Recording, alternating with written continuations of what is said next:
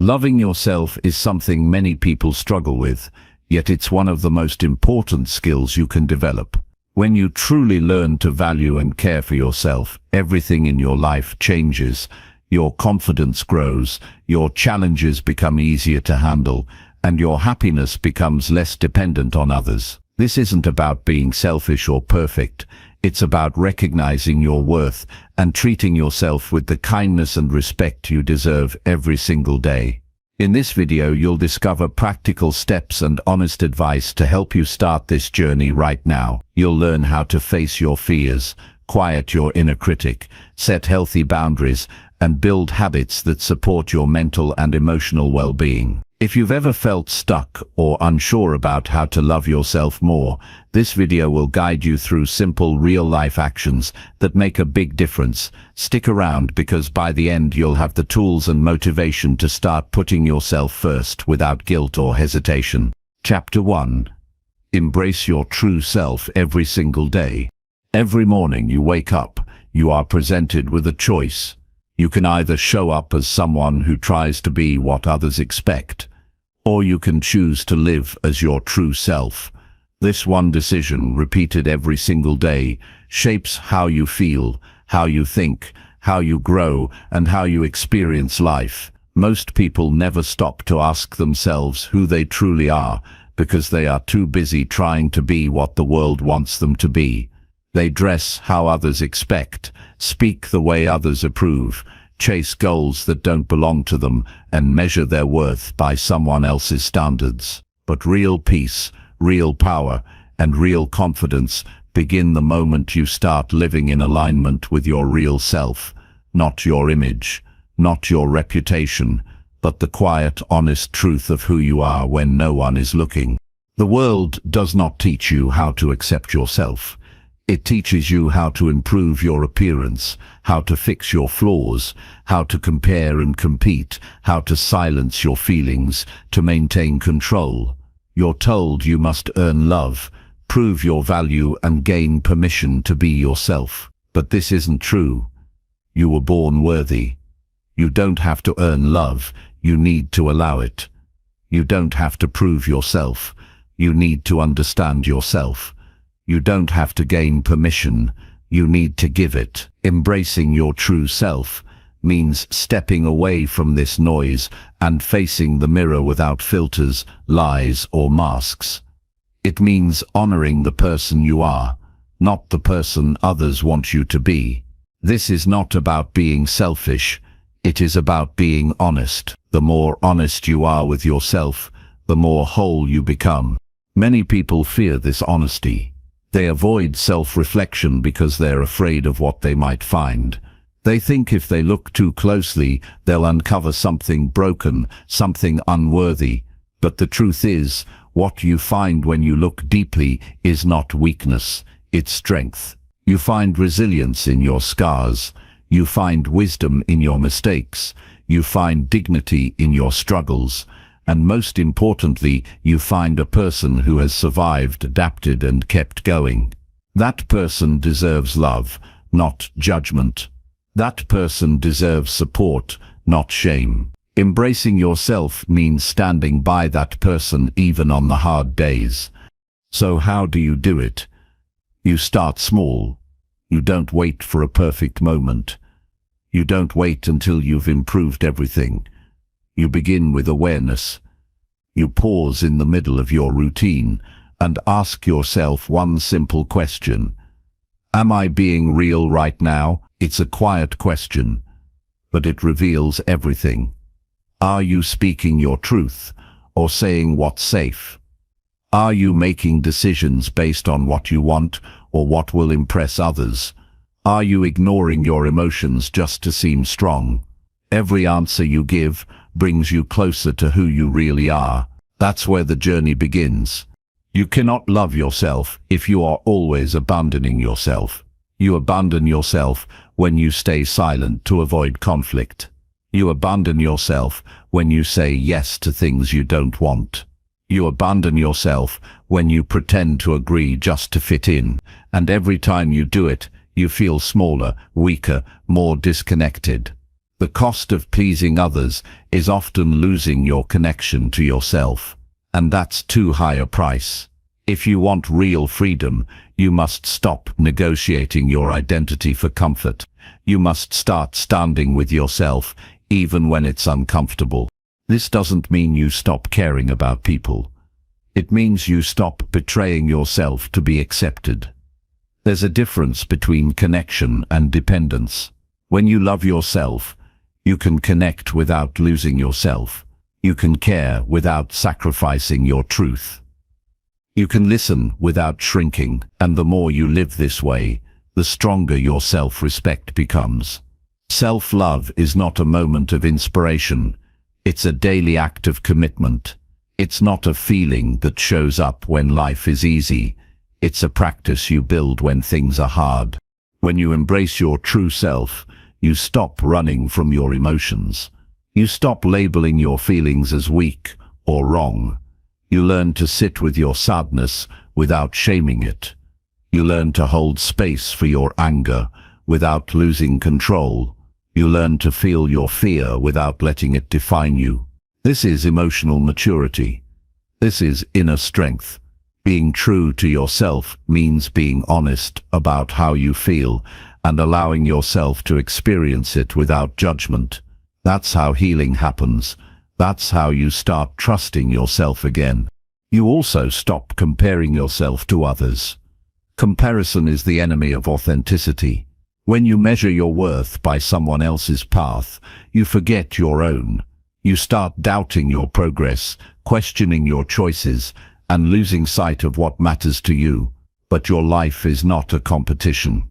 It's a journey, and no one else is walking the exact same road. You don't need to be ahead of anyone.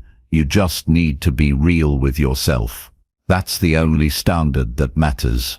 Every time you compare, you reject your own experience. But every time you return to your truth, you reclaim your power, and you begin to let go of shame. Shame tells you that you are not enough, that something is wrong with you, that if people really knew you, they would walk away. But shame is a liar. The more you embrace your full self, the light and the shadow, the more shame loses its grip. You realize that being flawed doesn't make you unworthy. It makes you human. You don't have to hide your story. You don't have to pretend to be perfect. The more open you are with yourself, the more peace you create inside. And when you're at peace, you stop needing approval from others. People often think self-love is about affirmations and feel-good routines. But true self-love is deeper than that. It's in the hard choices. The moment you say no, even when it makes you uncomfortable. The moment you stop chasing someone who doesn't value you. The moment you walk away from situations that drain you. These are the moments that build real confidence. Not fake confidence that relies on praise, but quiet, steady confidence that comes from living in truth. That kind of confidence can't be taken from you. You also start taking care of yourself without guilt. Not just physically, but mentally, emotionally, spiritually. You learn what energizes you and what drains you. You learn what environments help you grow and which ones hold you back. You stop apologizing for resting. You stop feeling bad for taking space. You stop explaining why you need time alone, because you understand that your needs are valid. Your well-being matters, and when you honor yourself consistently, you start to feel whole again. The more you show up for yourself, the more you become someone you can rely on, and that changes everything. You stop needing people to save you. You stop waiting for someone else to fix your life. You take responsibility for your path. You trust your choices. You respect your voice. And slowly, you become your own source of strength. That's how true love grows, not from perfection, but from consistency. You don't have to do everything at once. Just begin. Speak honestly even when it's hard. Take time for yourself without apology. Stand up for your values, even when others don't understand. Make choices that reflect your real desires, not your fears. Every small step builds a deeper relationship with yourself. And over time, those steps lead to a life that feels true, not just impressive. You may lose some people along the way. Not everyone will support your growth. Some people only accept you when you play small. When you change, they may try to guilt you back into your old role. But that's not your burden. You are not responsible for other people's comfort. You are responsible for your integrity. And the people who truly love you will celebrate your truth, even when it changes the dynamic. Real connection is built on honesty. If you can't be yourself in a relationship, you are not truly connected, and you start to feel different. Not in a loud or dramatic way, but in a quiet, powerful way. You walk taller. You speak with more clarity. You rest without guilt. You express without fear. You live without apology. Not because you think you're better, but because you finally understand your worth. You no longer look outside for validation because you've built it from within. That is the foundation of all real success, all real peace, and all real happiness. Every day is a new chance to return to your truth. Some days you will drift. Some days you will forget. That's okay. What matters is that you come back. That you keep choosing yourself over and over until it becomes natural. Until your life feels like home, not a performance. Until your actions align with your values. Until your words reflect your beliefs. Until your habits serve your healing. That's what it means to embrace your true self. And when you do, you don't just change how you feel, you change how you live. You are not here to be accepted by everyone. You are here to be honest with yourself. You are not here to impress others. You are here to fulfill your own potential. You are not here to fit into someone else's idea of success. You are here to create a life that reflects your truth. Embracing yourself is the beginning of everything. The beginning of strength. The beginning of peace. The beginning of deep, lasting love. Not just from others, but from the only person who is with you through it all. You. And every single day, you have the power to make that choice. Chapter 2. Challenge negative thoughts with positive, honest self-talk. Most people live their lives unaware of how often they speak against themselves in silence. It begins in early moments, before breakfast, before a word is spoken aloud. Those internal judgments rise quietly. They whisper things like, "You're not good enough, you messed up again," or "Why can't you just get it right?" These thoughts are often accepted as truth without being questioned, and over time, they shape how you see yourself, how you act, how much you try, and whether you believe you deserve happiness. The truth is, your mind listens closely to what you say inside, and the longer you let those thoughts go unchallenged, the more they turn into habits that weaken your ability to grow, to feel proud, or even to try again when life gets hard. You don't choose which thoughts arrive in your head, but you do choose what to believe and what to feed. Not every thought deserves your attention, and not every idea you have is accurate. Just because you think something doesn't make it real. A thought is a suggestion, not a sentence. Learning to challenge what your mind throws at you takes effort, but it is the foundation of lasting change. It allows you to take control of your inner world instead of being ruled by automatic self-criticism. It's not about pretending that you're happy or pretending everything is fine.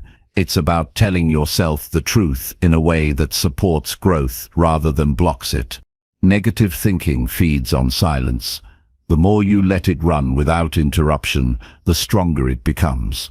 You must interrupt it with something grounded, something calm, and something rooted in the present.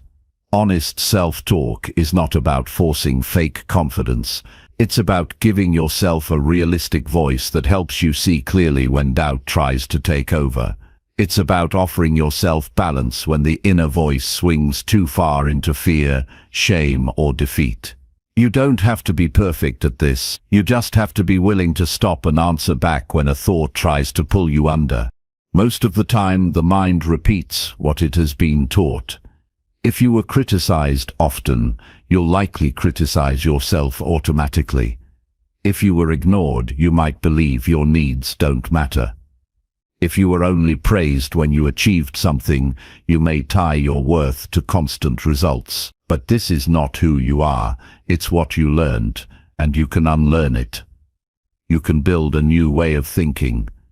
You can reframe how you speak to yourself and make your inner world a safer place to be. It won't happen overnight, but it will happen with intention, repetition, and patience. When a thought arises that tells you you're failing or falling behind, stop and examine it. Where is the evidence? Would you say those words to someone else in the same situation? Are you looking at the full picture or just focusing on one flaw? Most negative thoughts are not based on logic. They are emotional reactions disguised as facts. To challenge them, you need to speak back with clarity. You can say, "This moment is hard, but it doesn't define me."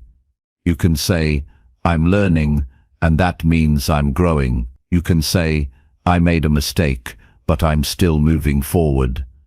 These phrases are not just comforting, they're stabilizing. They give you a pause, a place to stand when your emotions are trying to knock you down. If your thoughts often spiral into harsh territory, practice observing them without immediately reacting. Notice the pattern. Catch when your mind exaggerates, rushes to worst-case scenarios, or attaches your worth to a single outcome. That awareness is the beginning of freedom. Once you notice the pattern, you can choose to pause, breathe, and bring in something new. You can introduce a different voice, one that speaks to your potential, your effort, and your truth. You are not helpless against your thoughts. You are capable of guiding them with discipline and care. The strength of self-talk comes from consistency, not perfection. You won't always catch every negative thought, and you won't always respond in the best way. That's okay. The goal isn't to be flawless. It's to build a habit of returning to what's helpful. When your inner voice becomes more balanced, your outer behavior becomes more stable. You take more risks. You recover more quickly from setbacks. You stop punishing yourself for being human. You begin to treat yourself as someone who matters, not just when you succeed, but in every moment you try. One of the most powerful shifts happens when you stop expecting your thoughts to match your mood. On days when you feel down, your thoughts may naturally follow that energy, but that doesn't mean you have to believe everything they say. Your thoughts can reflect your mood, or they can shape your mood. You decide which direction to take, and the more you practice guiding your thoughts, the more control you gain over how you feel, how you respond, and how you move forward through difficulty. Challenging negative thoughts does not mean ignoring your problems. It means facing them with honesty instead of self-blame. If you failed, you admit it without turning it into a personal attack. If you're struggling, you describe it without calling yourself weak. This honesty builds trust with yourself. It lets you be real without being cruel. It teaches your mind that it's safe to feel, to fail, to start over, and that safety becomes the ground where confidence grows. There will be moments when your old thoughts return louder than ever. In those moments, it's easy to fall back into old reactions, but those moments are also opportunities. Each time you notice the pattern and respond differently, you break its power a little more. You remind your mind that it no longer gets to control you without being questioned. You reinforce a new path, one built not on automatic fear, but on conscious choice. Some days all you need to say is I'm doing my best, and that's enough for today. Other days you'll need to be firm and say that thought is not helping, I'm not feeding it anymore. Then some days you'll need to be gentle and say I'm hurting and I'm allowed to take care of myself. This is how you build a relationship with your mind, not by forcing it into silence, but by guiding it towards something more truthful and steady. You don't need to become someone else to speak kindly to yourself. You just need to stop making yourself the enemy. You don't have to pretend that you're fearless or perfect. You just need to stop treating your struggles as proof that you're broken. You are not broken. You are learning, and learning is hard. It takes time. It takes failure. It takes showing up on the days when nothing feels easy. And on those days, your self-talk becomes your anchor. It keeps you grounded. It reminds you who you are and what matters most. With every intentional word you speak inside, you are shaping your mindset. You are building emotional muscle. You are creating distance between who you are and the negative stories that no longer serve you. This work is not always exciting, but it is powerful. It changes the way you think, which changes the way you live. Every small step matters. Every time you catch a thought and choose a better one, you're doing something extraordinary. You're choosing clarity over confusion, truth over fear, and self-respect over self-attack. This is not a one-time fix. It's a daily process, but it's worth it, because your relationship with yourself is the foundation of everything else. And when that relationship becomes stronger, more honest, and more supportive, your entire life begins to reflect it. Chapter 3: Build resilience by facing fears, step by step. Fear is not the problem. Avoiding fear is the problem. Every time you avoid what scares you, you give it more control. You shrink your confidence, you limit your options, and you slow your growth. Fear does not leave on its own. It waits, it watches, and it grows when ignored. The only way to weaken fear is to face it, and the only way to face it without being overwhelmed is to do it gradually, step by step, moment by moment, challenge by challenge. Resilience is built through these steps, not through grand acts of bravery, but through steady, intentional movement toward discomfort. There is no secret formula to becoming fearless. You don't need to erase fear to live fully. You need to learn how to keep moving, even when fear is present. Resilience is not a trait you are born with. It's a skill you build when you stop backing down from the things that make you nervous, insecure, uncertain, or vulnerable. And this doesn't happen all at once. It happens when you start choosing action over hesitation in small areas of your life where fear has been quietly in control. Think about the situations you tend to avoid. It could be difficult conversations, unfamiliar environments, personal goals you've postponed for years, or decisions you delay because you feel unprepared. Every time you avoid them, you reinforce the idea that you are not capable. But when you take even a single step forward, something changes. You begin proving to yourself that you can act before you feel ready. That single act becomes a new message to your brain. It says, I can do hard things. I can handle discomfort. I can grow. The key is to start small and stay consistent. You don't need to confront your biggest fear tomorrow. That would only trigger overwhelm and reinforce failure. But you can take a smaller version of that fear and face it in a way that feels manageable. You can speak up in a moment you'd normally stay silent. You can try something new without needing to be perfect. You can sit with uncertainty without rushing to escape it. These are the actions that build emotional muscle. You take a small step, then another, and another, until what once felt impossible becomes familiar. Every time you take a step into something difficult, You teach your nervous system that you are safe. This is important. Fear often tricks your body into reacting as if you are in danger, even when you are simply uncomfortable. When you take calm, steady action in the face of fear, your brain starts to update its response. It learns that discomfort is not the same as danger. That distinction is where courage begins to form, not as a lack of fear, but as a new understanding of it.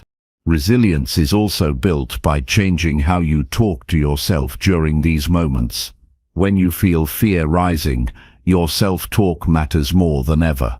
If your inner voice says, "You're going to fail," you will hesitate. If it says, "This is too hard for you," you'll retreat. But if it says, "You've handled hard things before," or "This is just one step, not forever," you gain momentum. The words you use in the moment shape how far you go. You don't need loud confidence, you just need steady support from within. Fear often attaches itself to a story about what might go wrong, what others might think, or what you might lose. Most of these stories are exaggerations. They are worst-case scenarios written in panic. One of the best ways to break fear is to ask yourself, what is the actual risk here, and can I handle the outcome if it doesn't go well? Usually the real answer is yes. You might be uncomfortable, but you won't be destroyed. You might feel awkward, but you'll recover. When you face that truth, fear begins to loosen its grip. You also need to be honest about how fear disguises itself. Sometimes it looks like perfectionism, where you wait until conditions are ideal before taking action. Sometimes it looks like procrastination, where you distract yourself with easier tasks. Sometimes it looks like overthinking, where you stay stuck in preparation and never begin. Recognizing these patterns allows you to interrupt them. It allows you to stop waiting for the fear to go away and start acting despite it. There's a kind of confidence that only comes from doing the thing you thought you couldn't do. It doesn't come from imagining it or talking about it. It comes from taking the step and seeing for yourself that you are capable. That kind of proof changes something deep inside. It becomes a foundation that can't be shaken easily. Because once you've seen your own strength, it becomes harder to believe the voice that tells you you're not enough. Resilience is also about recovery. Not every step forward will go smoothly. Sometimes you'll fall. Sometimes you'll hesitate. Sometimes you'll backtrack. That's not failure. That's part of the process. What matters most is how you respond afterward. Do you judge yourself, or do you regroup? Do you shut down, or do you reflect and try again? Resilience grows in the way you treat yourself after the fall. It's not about how fast you bounce back. It's about not giving up on yourself in the middle of the mess. The truth is, you don't build strength by avoiding fear. You build it by walking through it with clarity and courage. Not to prove something to the world, but to prove to yourself that you're not fragile, not weak, and not limited to the past. Each time you show up for yourself when it's hard, you become more grounded. You become someone you trust. And that trust turns into power, power that no one can take from you. There is no perfect timeline for this process. Some fears will take days to overcome. Others may take years. That's okay. The point is to keep moving, to keep facing the edge of what feels safe and stepping beyond it, even just a little, even if your hands shake, even if your voice cracks, because the goal is not to feel ready. The goal is to act anyway. You don't have to feel fearless to be brave. You just have to move forward with your eyes open and your heart steady. The more you face fear, step by step, the more life begins to open up. You say yes to opportunities that once seemed out of reach. You speak your mind when it matters. You stand your ground in difficult moments. You take on challenges not because they're easy, but because you've stopped letting fear make your decisions. And that shift changes everything. It changes how you feel in your own body. It changes how you relate to others.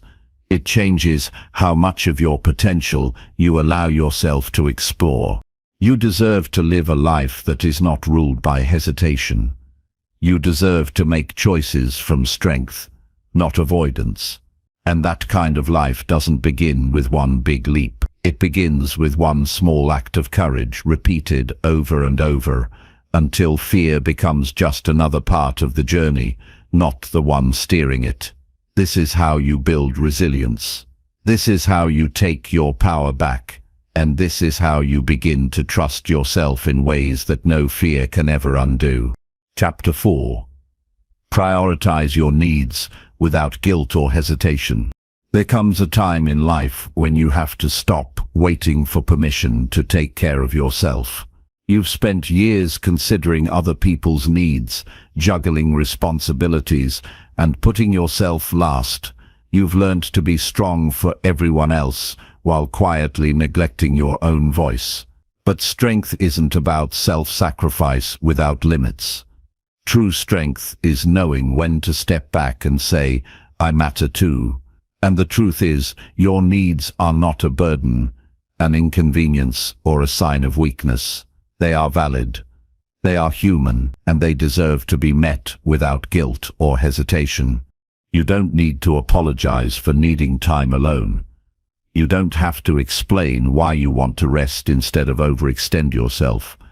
You don't owe anyone justification for choosing peace over chaos or boundaries over burnout. Yet somehow, many people carry the belief that prioritizing their well-being is selfish. That belief didn't come from nowhere. It was likely shaped by years of being rewarded for putting others first, and criticized when you finally said no.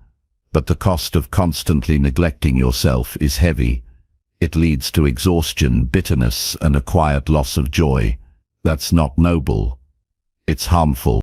If you've been taught that your value is tied to how useful you are to others, it can feel uncomfortable to start meeting your own needs.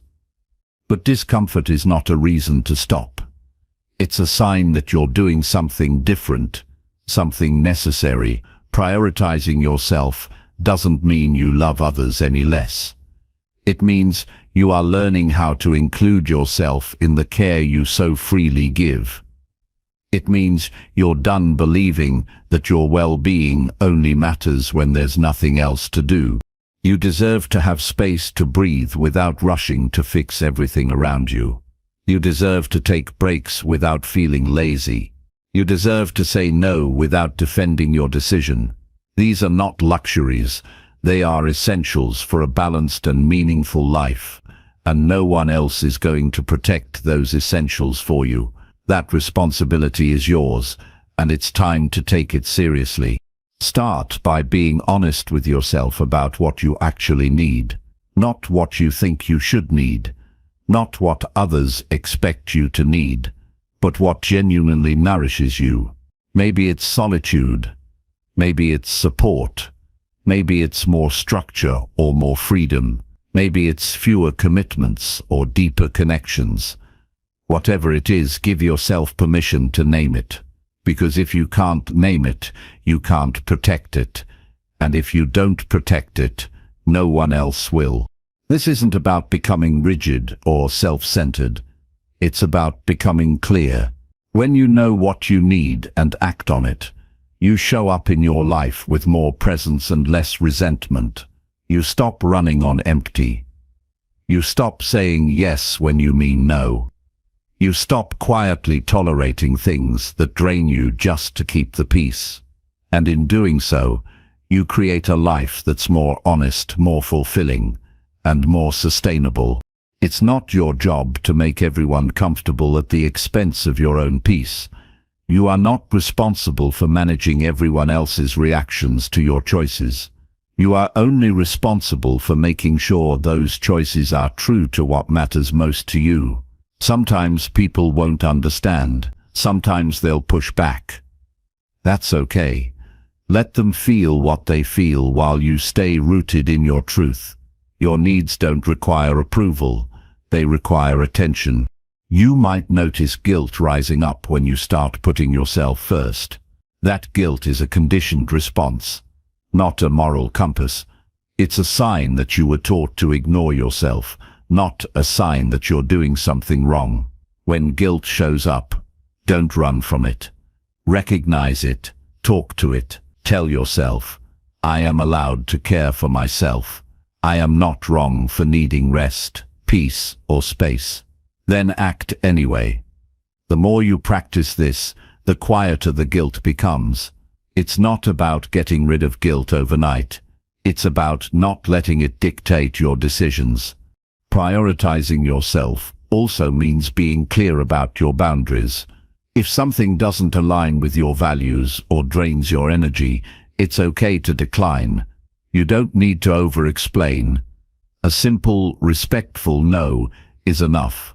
Boundaries are not walls. They are doors that help you decide what enters your life and what stays out. They protect your time, your energy, your focus, and you are allowed to have them, even if others don't like them. Sometimes, prioritizing your needs will require disappointing people. That's hard, especially if you're used to being the dependable one, the helper, the person who always comes through.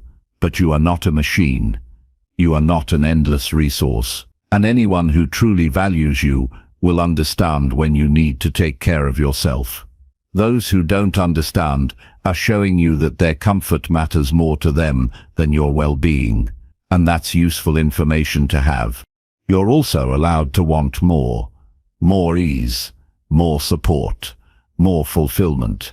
You don't have to settle for just surviving. You don't have to accept exhaustion as a way of life.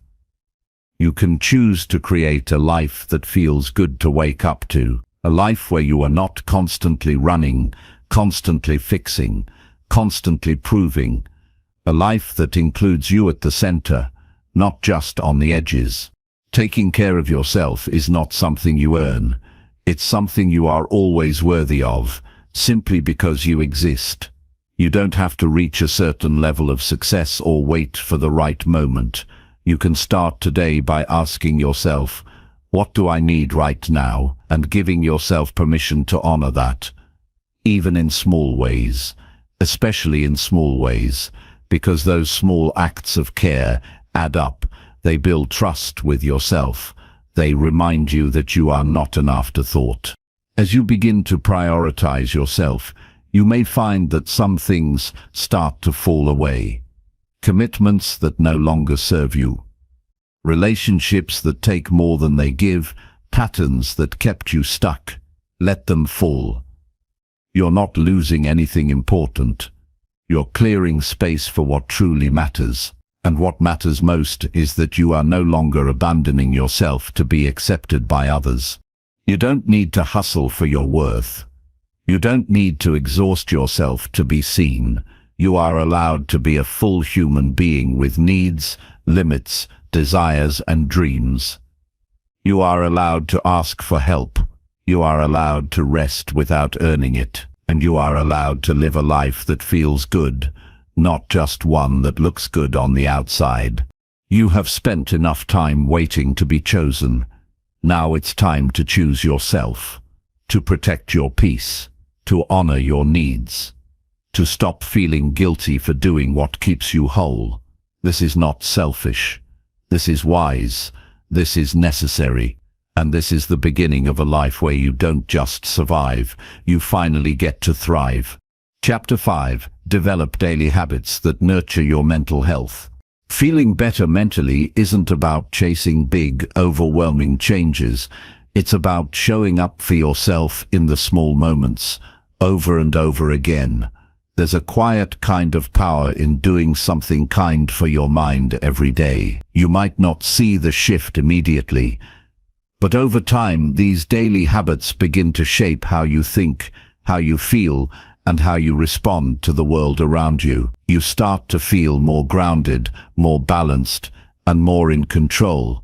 Not because life is suddenly perfect, but because you've taken steps to care for the part of you that carries everything your mind. Your mental health doesn't need grand gestures. It needs steady attention. It needs you to be honest about what supports you and what drains you. When you wake up in the morning, your first thoughts often set the tone for your day. So instead of diving straight into stress or comparison or distraction, give yourself a moment of quiet. Breathe deeply. Stretch slowly. Drink some water. Remind yourself, I'm allowed to start slow. I don't have to rush to be worthy. These are simple actions, but they signal something important. You matter, even in the stillness. Throughout the day, mental wellness is shaped by what you consume. Not just in food, but in thoughts, conversations, and information. Pay attention to how you feel after watching certain videos, reading certain posts, or talking to certain people. If something leaves you anxious, tense, or self-critical, that's a signal to create distance. You don't have to fill your mind with noise. You are allowed to be selective. You are allowed to protect your peace. Instead, seek out things that calm you, inform you, inspire you. Follow voices that speak to your growth, not your insecurity. Movement also plays a role, not because of how it changes your body, but because of how it shifts your state of mind. You don't need to do intense workouts unless you want to. A walk around your block, some light stretching, or even dancing alone in your room can reconnect you to your body and lift your mood. Movement releases tension that often lingers after stress, and it gives you a way to express yourself without words. It reminds you that you are alive, present, and capable of movement even through difficult emotions. What you say to yourself each day also matters more than you think. Most people walk around with a harsh inner voice, one that criticizes, doubts, and shames. You might think you're being realistic, but often you're being unnecessarily cruel. Begin to notice that voice. Notice how often it speaks, then challenge it. Not with fake positivity, but with balanced truth. If your mind says, you're failing, you can respond with, I'm doing the best I can, and that counts. If it says, you're not good enough, you can say, I may struggle sometimes, but I still have value. The goal is not to erase every negative thought, but to stop believing them without question. Build small check-ins into your day, even if it's just 2 minutes. Ask yourself, how am I feeling right now? Don't try to fix or change the feeling immediately. Just acknowledge it. Let yourself be honest.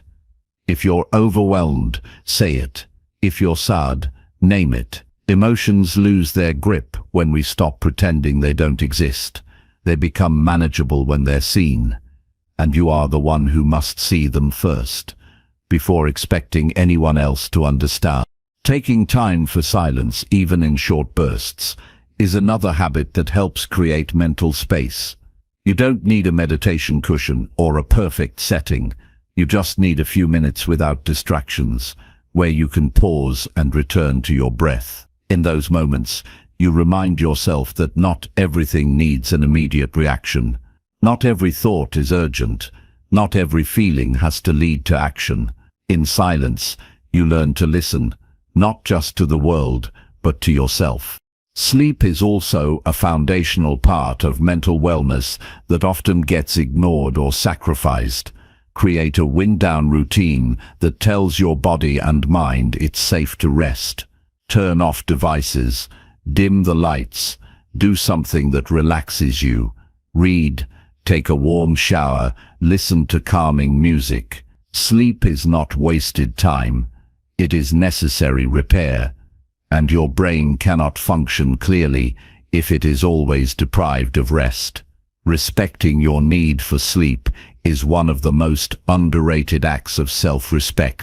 Another supportive habit is journaling, not for the sake of producing anything perfect, but to get your thoughts out of your head and onto paper. When you write regularly, you begin to notice patterns. You begin to see what keeps coming up.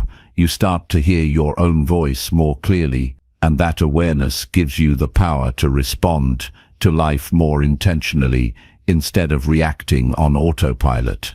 You don't have to write for hours. A few honest sentences a day can help you release what's weighing on you. Connecting with others in meaningful ways is also part of nurturing your mind. That doesn't mean forcing yourself to socialize when you're drained.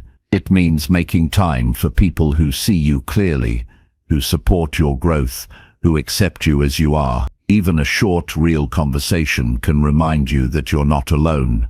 Make time for these connections. They are part of your emotional fuel. They don't have to be constant, but they do need to be intentional. Lastly, mental health is strengthened by giving yourself something to look forward to. Each day, no matter how full or difficult, should have at least one small thing that brings you joy.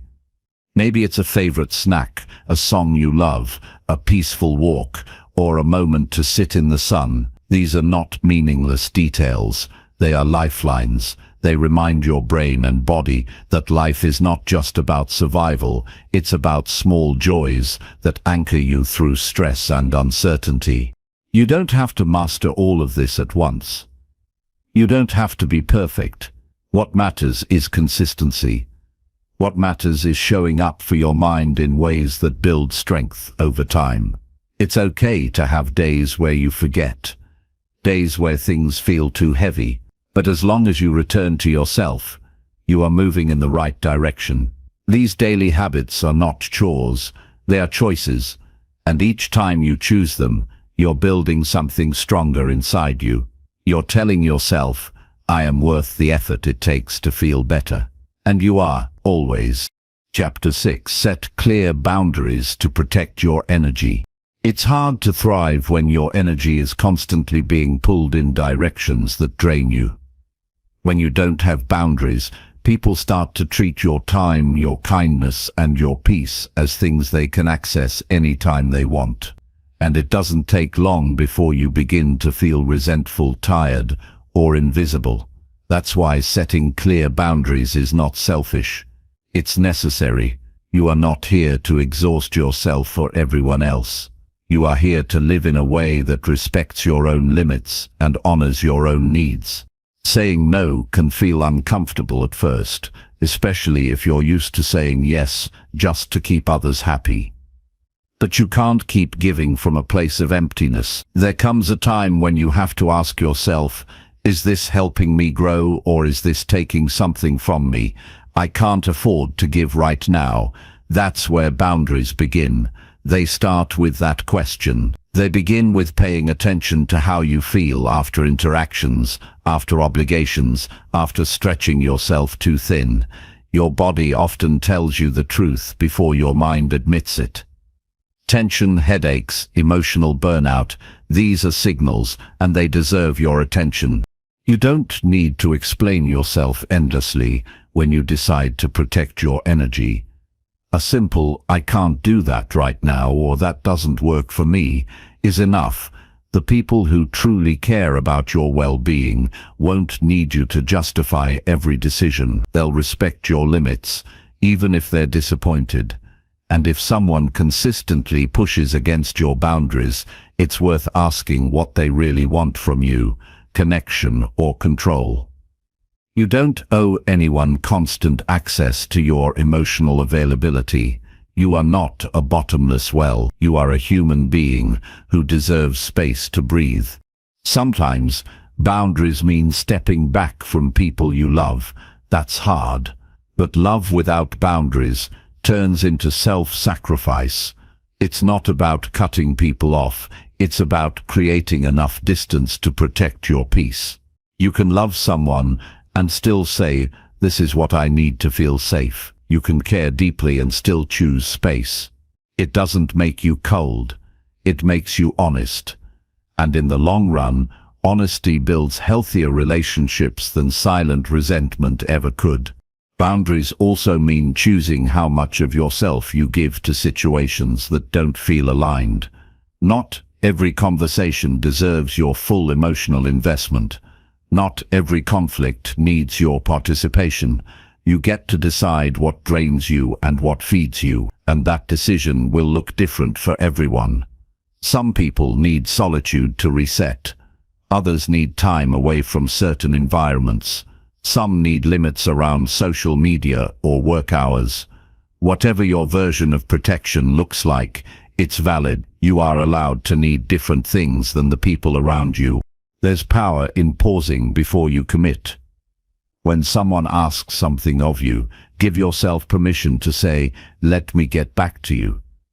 This gives you space to check in with yourself. Do you have the time? Do you have the energy? Do you even want to say yes? You're not required to agree just because someone asks.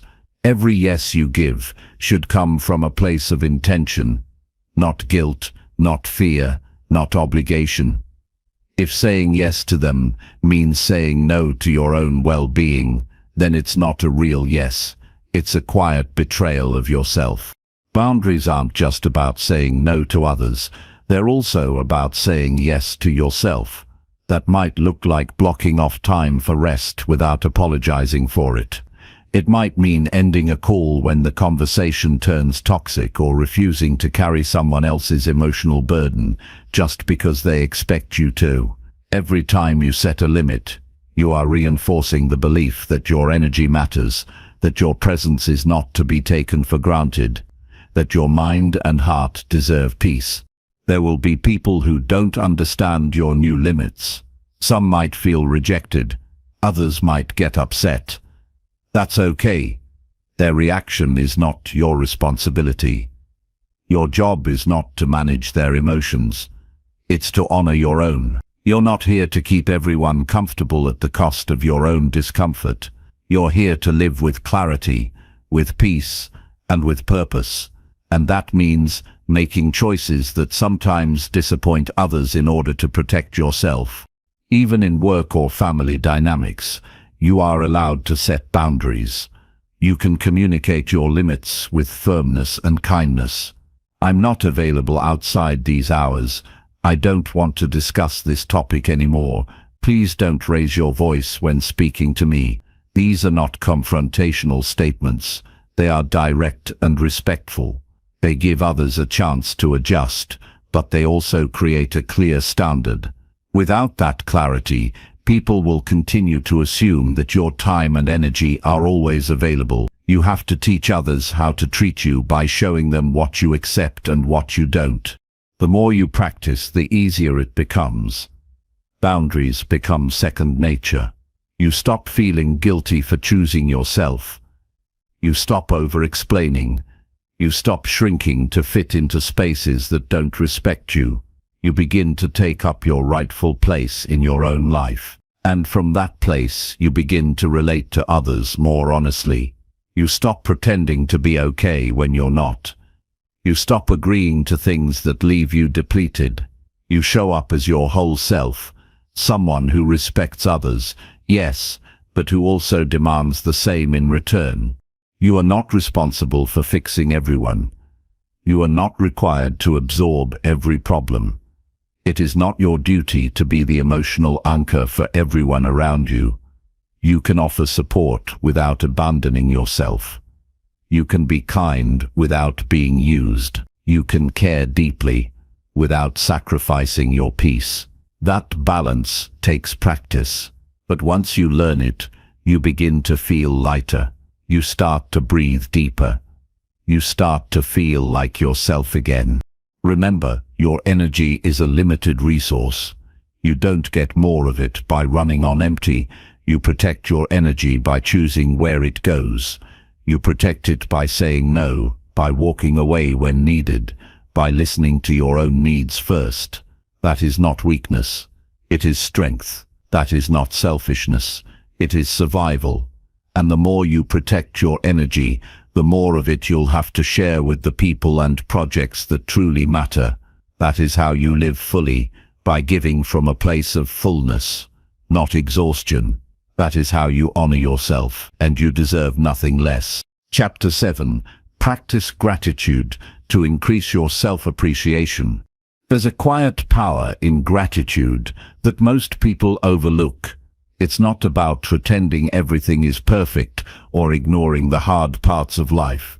It's about choosing to look at yourself and your life through a softer, more honest lens. When you start practicing gratitude deliberately, something in you begins to shift. You stop focusing only on what's missing, what's wrong, or what hasn't happened yet. Instead, you start recognizing what's working, what's improving, and what already exists within you. And when you do that consistently, it deepens your self-respect and renews your sense of worth. Gratitude allows you to see yourself as more than your flaws. It helps you focus on your growth, your resilience, your effort, even when the outcomes haven't turned out exactly the way you hoped. You begin to appreciate how far you've come instead of constantly measuring how far you still have to go. That shift changes everything. It helps you move from self-criticism to self-recognition, from comparison to acceptance, from doubt to acknowledgement. And when that becomes a daily practice, your relationship with yourself becomes more supportive, more grounded, and more compassionate. It's easy to forget your own progress when your focus is always on the next goal, the next challenge, or the next thing you need to improve. Gratitude makes you pause long enough to notice what's already good. And that's essential, because without appreciation, you end up living like you're always behind, always inadequate, always catching up to someone else's version of success. But when you practice gratitude, you start feeling more whole in the present moment. You stop rushing to prove your worth, and you start realizing that it's already there. Every day gives you a chance to notice something small but meaningful. Maybe you handled a difficult moment with more calm than usual. Maybe you showed up for yourself in a way you didn't last year. Maybe you rested without guilt. These may not seem like big victories, but they are. Acknowledging them reminds you that growth is happening. You are learning, healing, changing, even if it's not loud or obvious. Gratitude trains your mind to notice those moments and hold on to them. And those moments build your self-worth from the inside out. Self-appreciation doesn't come from waiting for someone else to notice your value. It comes from noticing it yourself, from recognizing your efforts, even when no one is watching, from thanking yourself for not giving up, from honoring the version of you that kept going, even when things were uncertain. Gratitude for your own courage, your patience, your discipline. It rewires the way you speak to yourself. You stop being your own critic and start becoming your own ally. Sometimes we think gratitude is only for the good days, but it's especially important on the hard ones.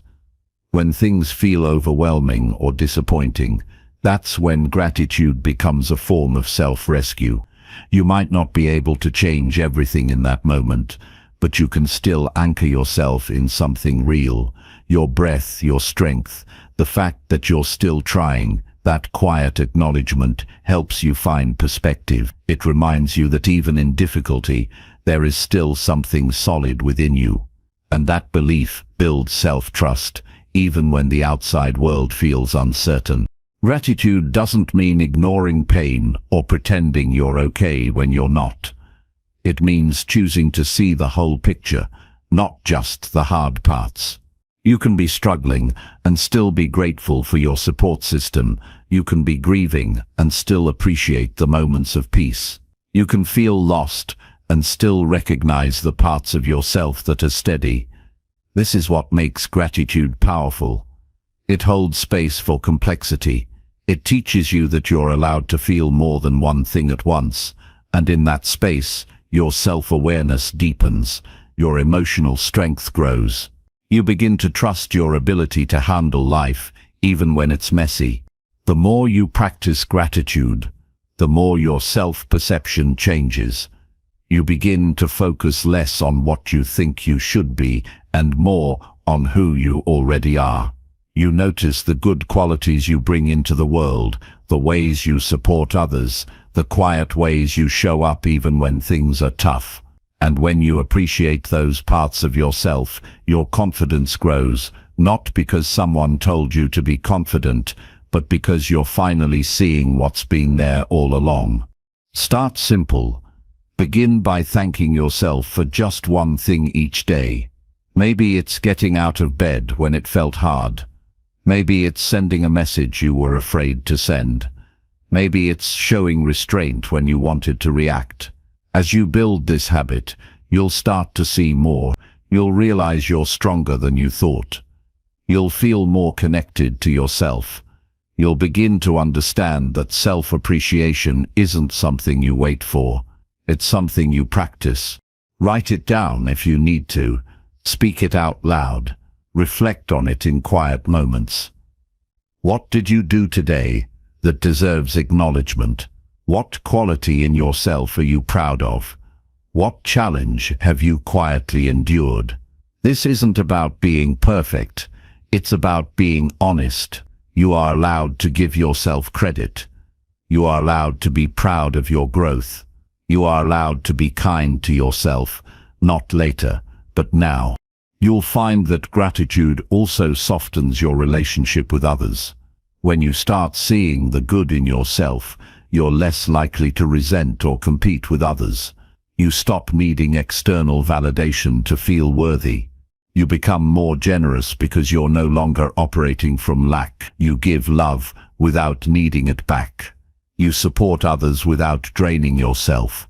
Gratitude makes space for deeper connection, not just with the world, but with yourself.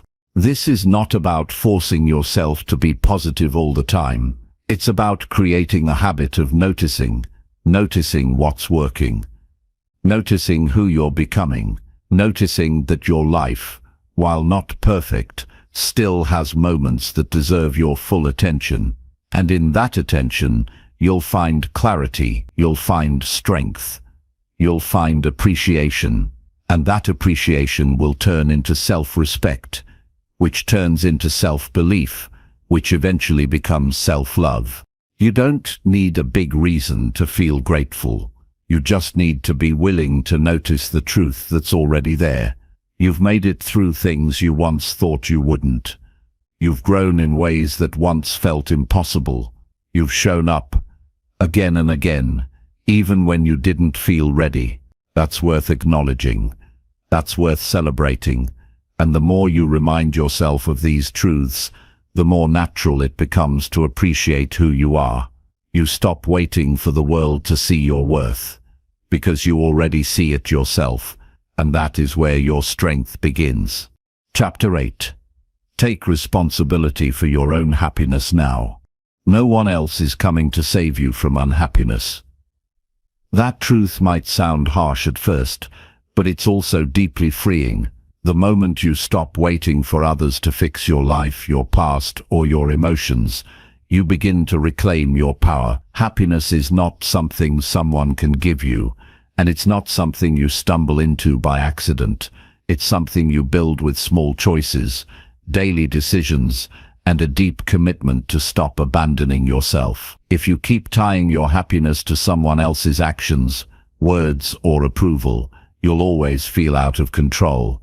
And that's a hard way to live, always waiting, always hoping, always being disappointed. You've probably heard people say, do what makes you happy, but they don't talk about the part where you have to get clear on what actually makes you feel fulfilled, grounded, and at peace.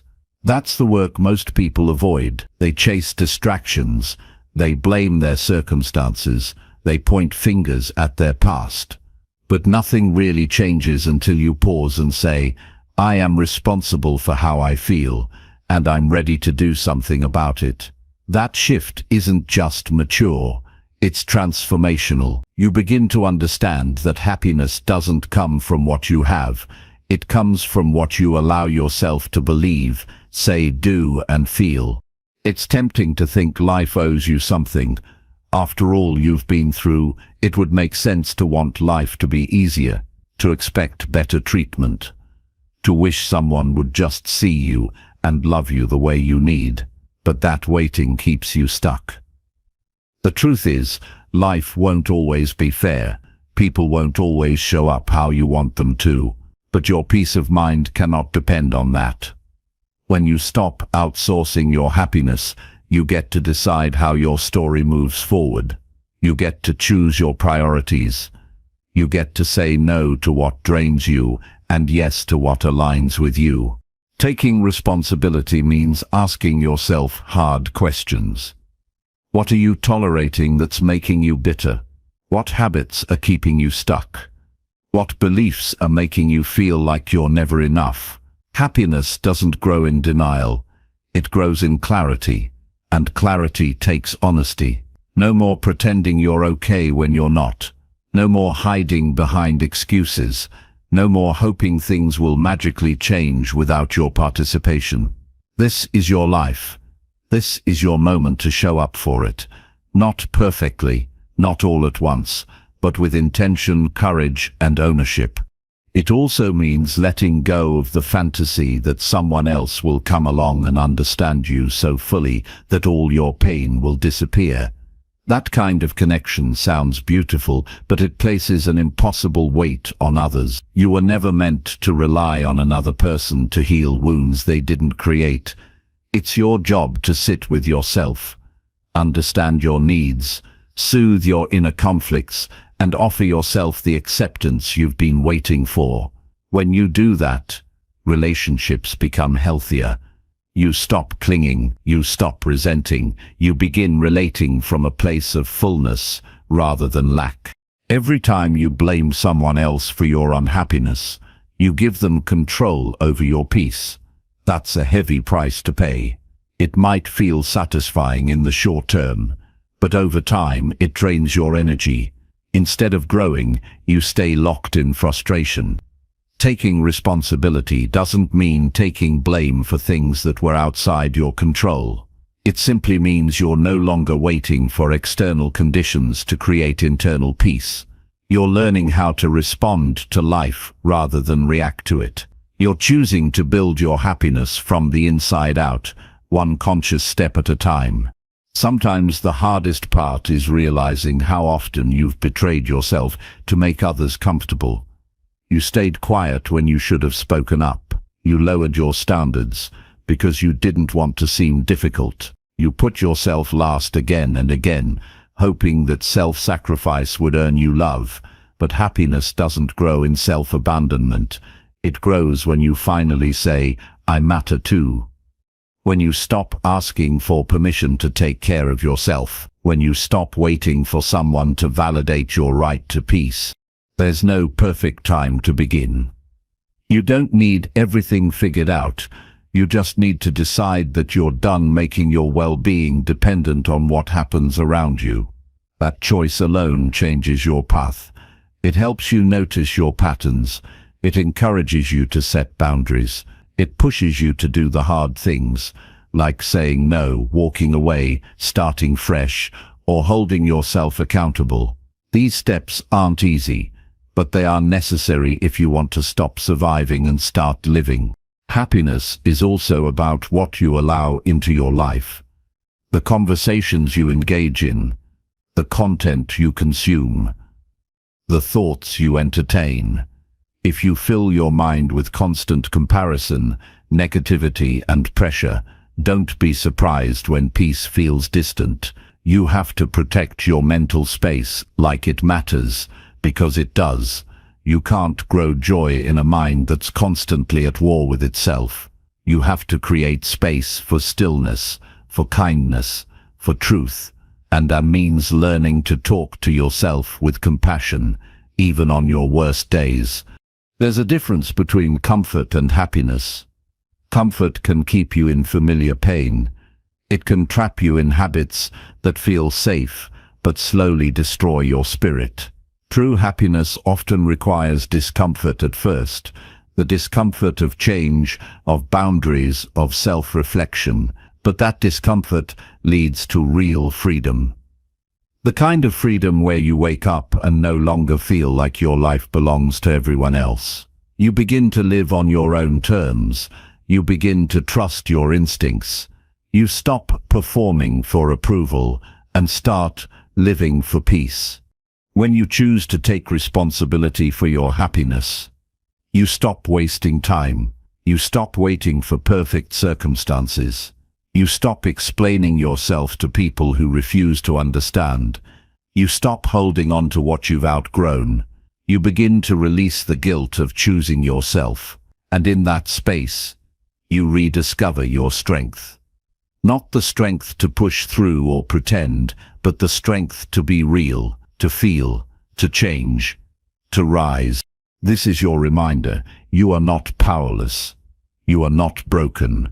You are not too late. You have more control than you think. You don't need to ask anyone for permission to be okay. You just need to begin. Today. Now. Not when things are easier. Not when everything feels certain. But exactly as you are, with everything you've got. Take one step, then another. Own your choices. Own your growth. Own your peace. That's how happiness is built. Slowly, honestly, and entirely by you. Chapter 9. Cultivate forgiveness toward yourself and past mistakes.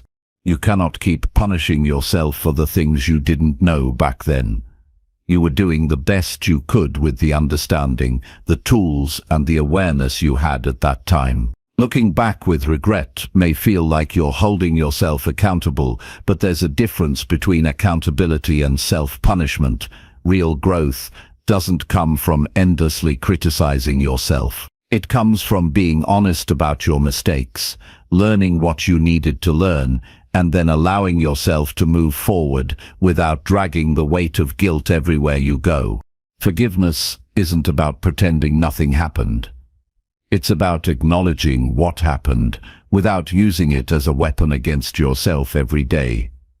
Some wounds you carry weren't even created by others. They were built by your own repeated thoughts, reminders of moments where you felt you failed, fell short, or didn't measure up. And over time, those thoughts became internal stories, stories that say you're not worthy, not capable, not good enough.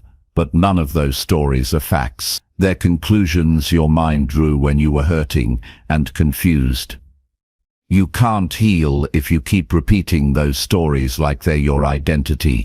If you spoke to a child the way you speak to yourself when you reflect on your past, would they feel safe? Would they feel loved? Chances are they'd feel scared, ashamed, and broken. That same inner child still lives in you. They still feel what you say. They still carry the sting of the words you use against yourself. The path to healing isn't paved with perfection. It's built on patience, and forgiveness is a form of patience, a deep, quiet decision to stop picking at the same emotional scabs. You might think that holding on to your mistakes will make you more responsible, that if you keep them fresh in your mind, you'll never mess up like that again. But that's fear disguised as control. You don't need to live in fear to grow. You need awareness, and awareness comes when you can look at your past with compassion, not condemnation. It takes strength to say, I did things I'm not proud of, but I'm not going to let those things define who I am now. That's not denial. That's evolution. The truth is, you will make more mistakes in life, and some of them might hurt others. Some might hurt you. But if you never give yourself room to be human, you'll live in a constant state of emotional paralysis. You won't trust yourself to make decisions. You won't take healthy risks. You'll shrink your life out of fear of repeating the past. That's not freedom. That's survival. Forgiveness opens the door to freedom. It allows you to breathe again, to feel again, to try again, without the voice of shame shouting over your every step. Think about the people you've forgiven in your life. Why did you let them go? Why did you decide their actions no longer needed to sit in the front row of your heart? Maybe it was love. Maybe it was exhaustion. Maybe it was time. Whatever it was, you knew deep down that continuing to carry resentment was too heavy. The same is true for your relationship with yourself. Self-forgiveness doesn't mean excusing everything you've done. It means acknowledging that no amount of suffering will rewrite the past.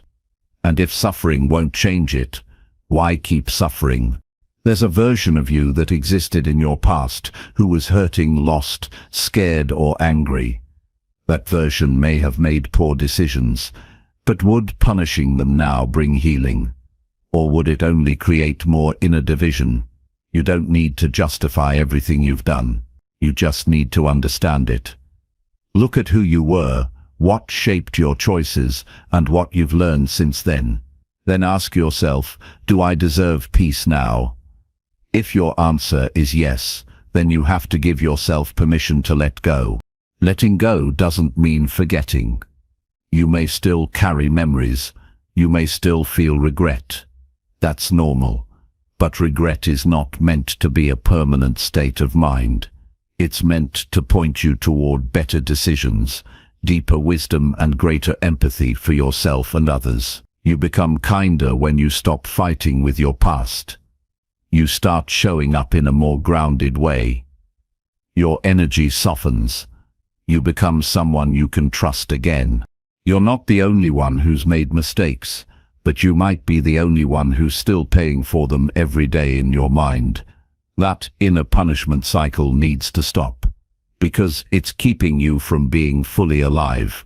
The shame you carry may feel like it protects you, but it also isolates you. It keeps you from connecting deeply with others, from receiving love without suspicion, and from experiencing joy without guilt. Forgiveness lets the sunlight in again. It says, I won't let old pain run my life anymore. Give yourself space to feel all the emotions that come up when you think about your past. Don't rush to numb them or hide from them. Feel them, understand them, and then gently place them down. Say to yourself, I am allowed to grow from this. I am allowed to move forward. Your worth doesn't disappear because of your lowest moments. If anything, your willingness to face those moments and still choose healing speaks to your strength. It means you're no longer interested in staying stuck in shame. If you wait until you're perfect to feel worthy, you'll wait forever. The world doesn't need you to be perfect. It needs you to be real, to be open, to be willing to heal. That starts with forgiving the version of you who didn't know what they know now. That version wasn't your enemy. They were trying. They were learning. They were surviving. And now you get to do more than survive. You get to live fully, knowing that your past doesn't own you. So, talk to yourself with the same gentleness you offer others. Replace I should have known better with I know better now. Replace I ruined everything with I've learned what matters. Replace I'll never forgive myself with I'm open to forgiving myself even if it takes time. Little by little, this shift in language becomes a shift in identity. You stop identifying with pain and start identifying with growth. You are not your worst decisions. You are not the voice of shame in your head. You are not stuck. You are someone who has walked through difficulty and is still choosing to show up, and that alone is worthy of grace. Offer that grace to yourself, not someday but now. Not when you've earned it, but because you already deserve it. Your healing begins the moment you stop asking your past to define your future. And forgiveness is the door that leads you there. Chapter 10. Celebrate small wins to boost your confidence. It is easy to overlook the small steps you take every day because your focus tends to be on big goals or major achievements. However, celebrating small wins is one of the most powerful ways to build lasting confidence and motivation. These small victories are the building blocks of progress. When you acknowledge them, you reinforce your belief that you are capable, resilient, and moving forward. Ignoring them means missing out on important moments of growth and self-affirmation that can keep you energized on your journey. When you celebrate a small win, You are telling yourself that your effort matters, no matter how modest it seems. This shifts your mindset from feeling overwhelmed by what still needs to be done to feeling empowered by what you have already accomplished. Confidence is not something that appears out of nowhere. It develops slowly through repeated successes, no matter the size.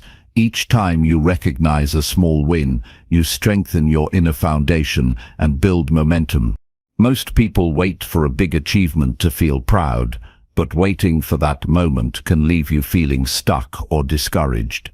If you only celebrate the finish line, you ignore the many steps that made that finish possible. Every step counts, and recognizing them makes the bigger goal feel more achievable. It also helps break down overwhelming tasks into manageable parts, reducing anxiety and increasing focus. By focusing on small wins, you create a clear path forward, one that feels doable and rewarding. Sometimes a small win is simply choosing to start when you felt like giving up. It might be sending that email you've been avoiding, getting out of bed despite feeling tired, or sticking to a habit for one more day. These moments may not seem significant to others, but they are acts of courage and commitment. They show that you are choosing progress over comfort and resilience over surrender. Celebrating these actions reinforces your identity as someone who doesn't quit, someone who keeps trying even when things are difficult. Celebration doesn't have to be extravagant or public. It can be as simple as a quiet moment of recognition, a note you write to yourself, or a small reward you give yourself. The key is to pause and acknowledge your effort fully. This practice trains your brain to notice positive experiences, making you more aware of your strengths and potential. It helps silence the inner critic that often focuses on what's missing or what went wrong. Instead of self-judgment, you create space for self-appreciation. Building a habit of celebrating small wins also helps in setting realistic expectations. Life is rarely a straight line of success. It's filled with ups and downs. Recognizing small victories means you give yourself credit even on the days when progress feels slow. This prevents burnout and keeps your motivation alive. When you celebrate consistently, you create a positive feedback loop where achievement leads to confidence, and confidence leads to more achievement. It's important to define what counts as a small win for you personally. Your wins don't have to look like someone else's.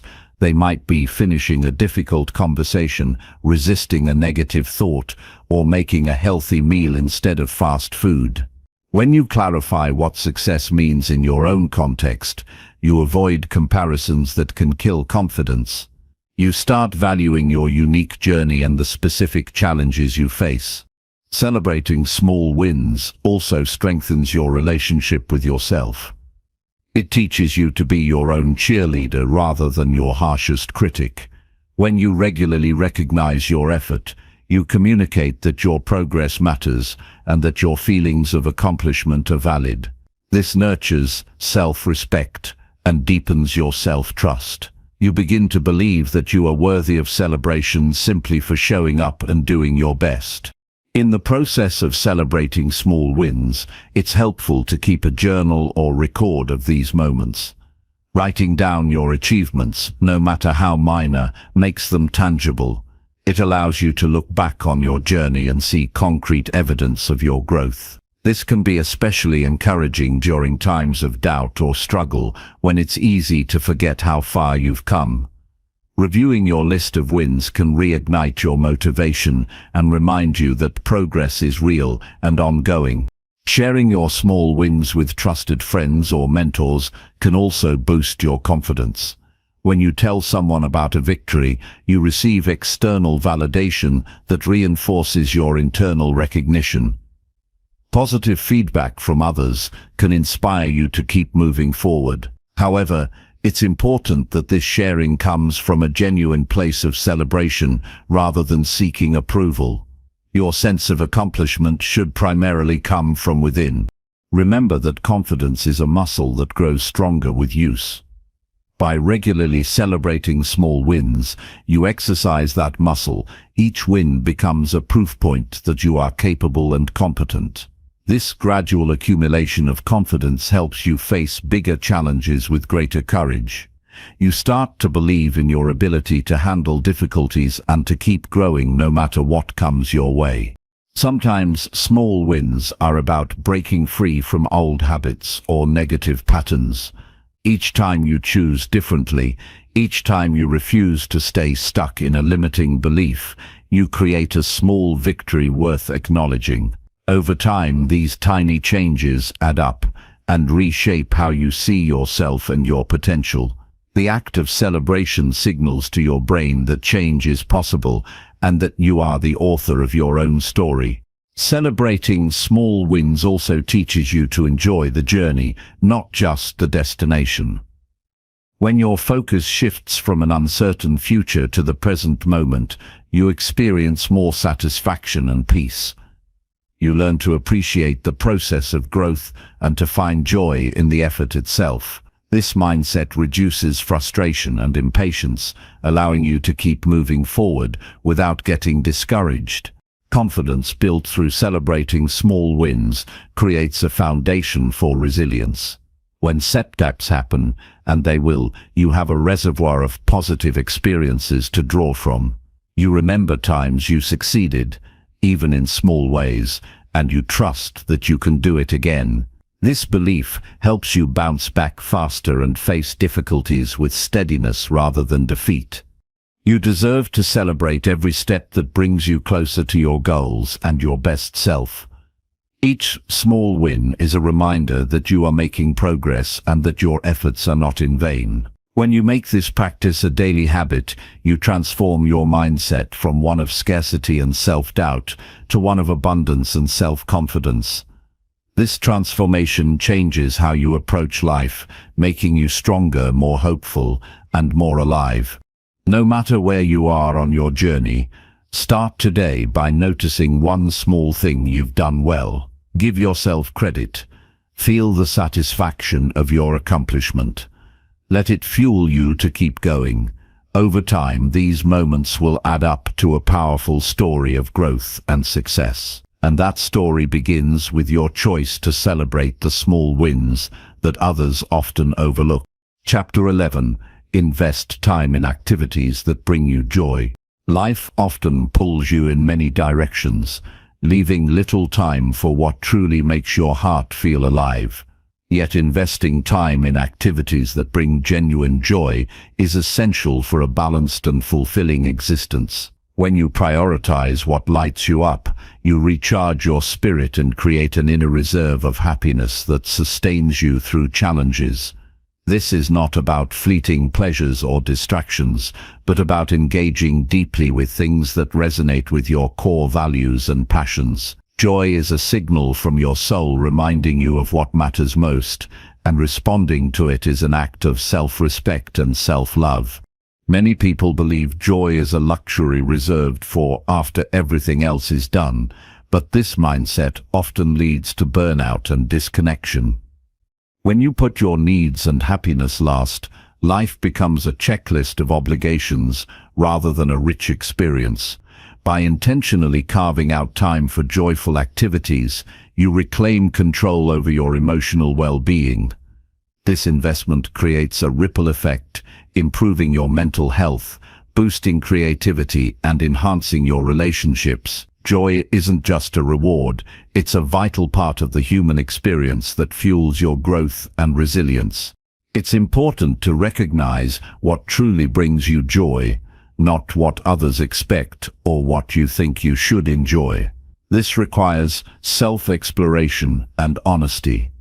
Reflect on moments when you felt most alive, engaged, and peaceful. Maybe it's spending time in nature, creating art, playing music, cooking, reading, or simply being with loved ones. Joyful activities vary widely from person to person, so avoid comparing your sources of happiness with others. Your joy is uniquely yours, and honoring that uniqueness is a powerful step towards self-acceptance. Sometimes, Rediscovering joy means trying new things or revisiting forgotten interests. Life's demands can bury your passions under responsibilities and doubts. Giving yourself permission to explore without pressure allows you to reconnect with what makes you smile. Approach these moments with curiosity rather than judgment. Notice how your body and mind respond. Does your heart feel lighter? Does your energy rise? These sensations are clues pointing you toward meaningful engagement. Over time, you can build a personal toolkit of activities that reliably boost your well-being. Creating space for joy often means setting boundaries around your time and energy. Saying no to commitments that drain you is essential for protecting the time needed to nourish yourself.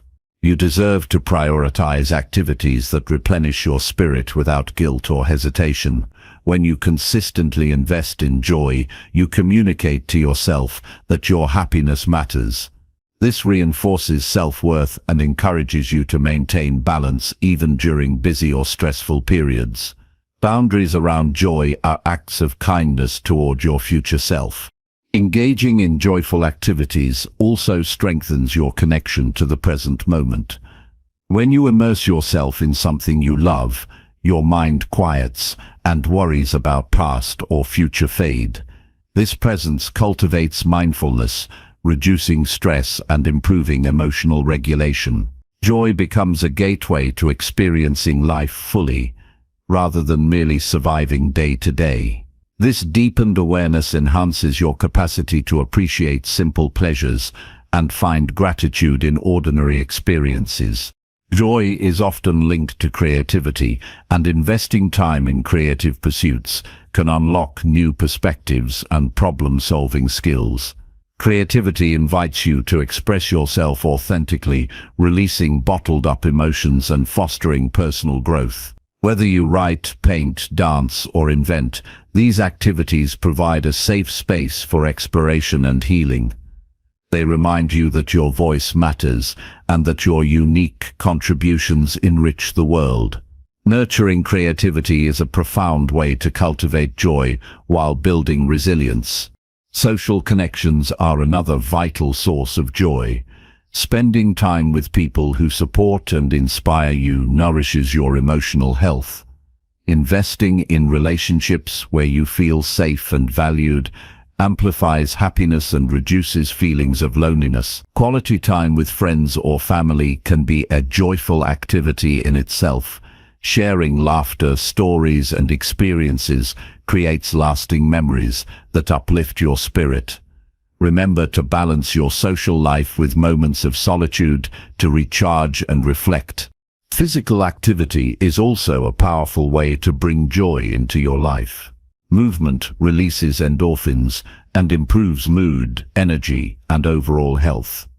Find forms of exercise that you enjoy, whether it's walking, swimming, yoga, or dancing. When movement feels like a celebration of what your body can do rather than a punishment, it becomes a joyful ritual.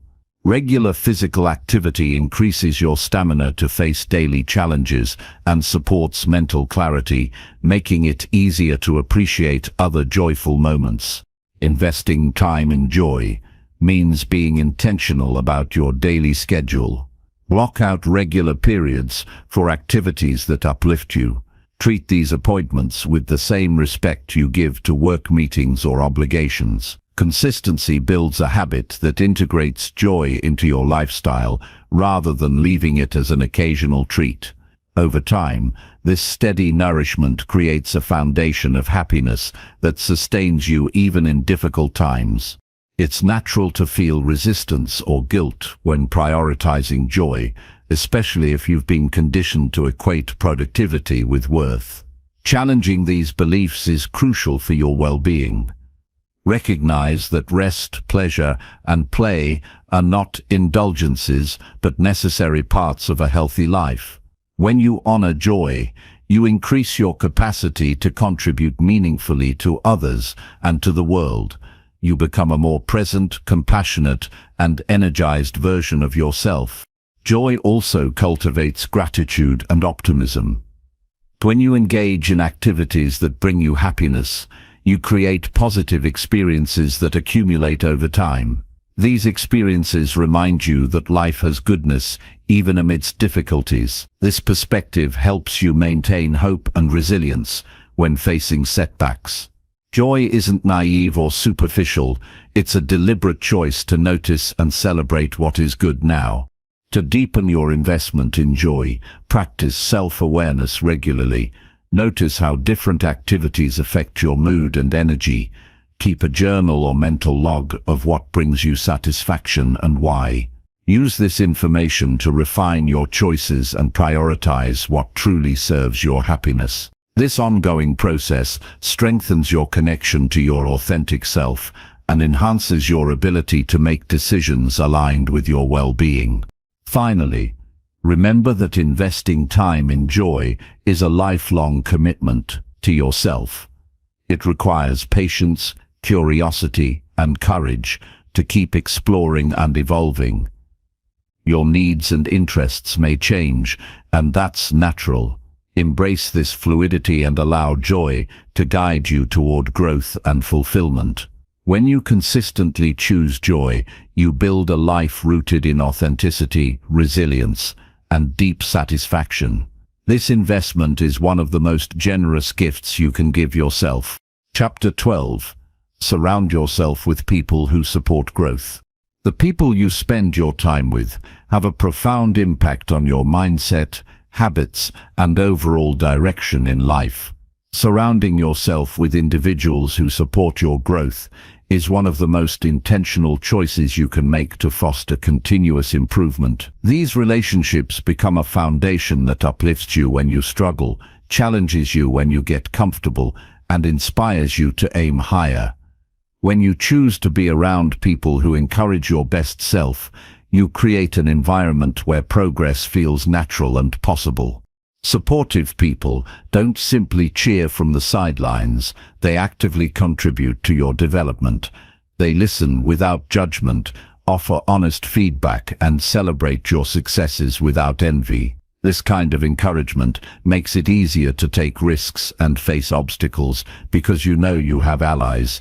In contrast, surrounding yourself with negative or stagnant individuals can drain your energy and keep you stuck in patterns of self-doubt or complacency. Your social circle shapes your beliefs about what's possible and what you deserve. Choosing to be around growth-minded people also means evaluating your current relationships honestly. Some friendships or associations may have served you in the past, but no longer align with where you want to go. It's okay to let go of connections that limit your potential or bring more harm than good. This doesn't mean cutting people off harshly. It means setting boundaries and prioritizing your well-being. Sometimes, the healthiest thing you can do is create space for new influences that inspire transformation. Growth-oriented people tend to have qualities that encourage your own development. They are curious and open-minded, always seeking knowledge and improvement. They practice empathy and understanding, creating safe spaces for vulnerability and honest conversations. They are resilient, modeling how to handle failure and setbacks with grace. These traits not only benefit their own lives, but also create a ripple effect that benefits those around them. When you immerse yourself in this kind of energy, it becomes easier to adopt similar attitudes and behaviors. Engaging with people who support growth also expands your perspective. They challenge your assumptions and invite you to consider new ideas. This intellectual and emotional stimulation prevents stagnation and encourages innovation in your life. You begin to see challenges as opportunities rather than threats. You become more willing to explore your potential because you have examples of others who are doing the same. This kind of network acts as a powerful motivator and resource. It's important to be proactive in building these supportive relationships. Sometimes growth-minded individuals aren't immediately present in your current environment. You may need to seek out communities, groups, or mentors that align with your values and goals. This could be through educational workshops, professional networks, online forums, or local interest groups. Taking the initiative to connect with people who inspire you demonstrates your commitment to your own growth. It signals that you are ready to be part of a community that elevates rather than limits you. Supporting others' growth is also a vital part of this dynamic. Relationships thrive when there is mutual encouragement and generosity. When you celebrate others' progress and offer your support, you strengthen the bonds and create a positive feedback loop. This reciprocity builds trust and deepens connections.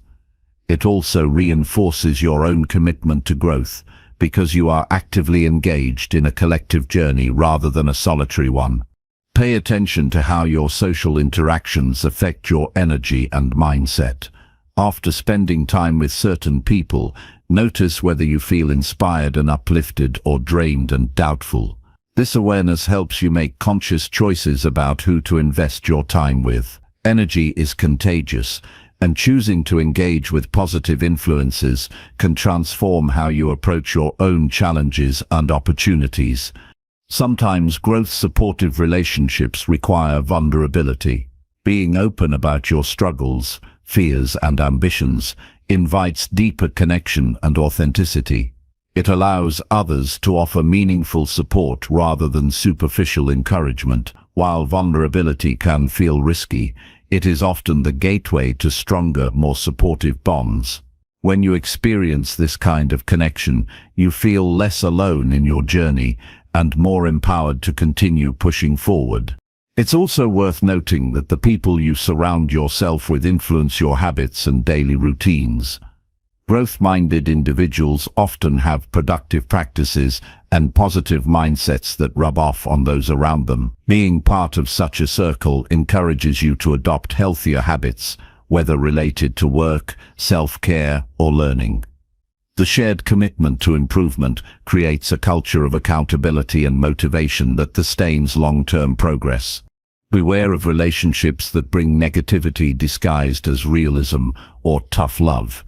While honest feedback is crucial, constant criticism or dismissal of your goals under the guise of protection can undermine your confidence.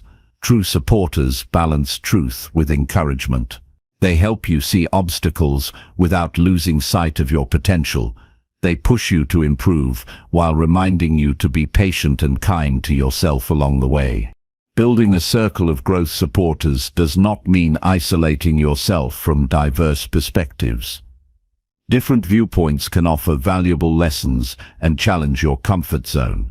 The key is to maintain boundaries that protect your emotional and mental well-being. Engage with diverse ideas without allowing toxic influences to take root.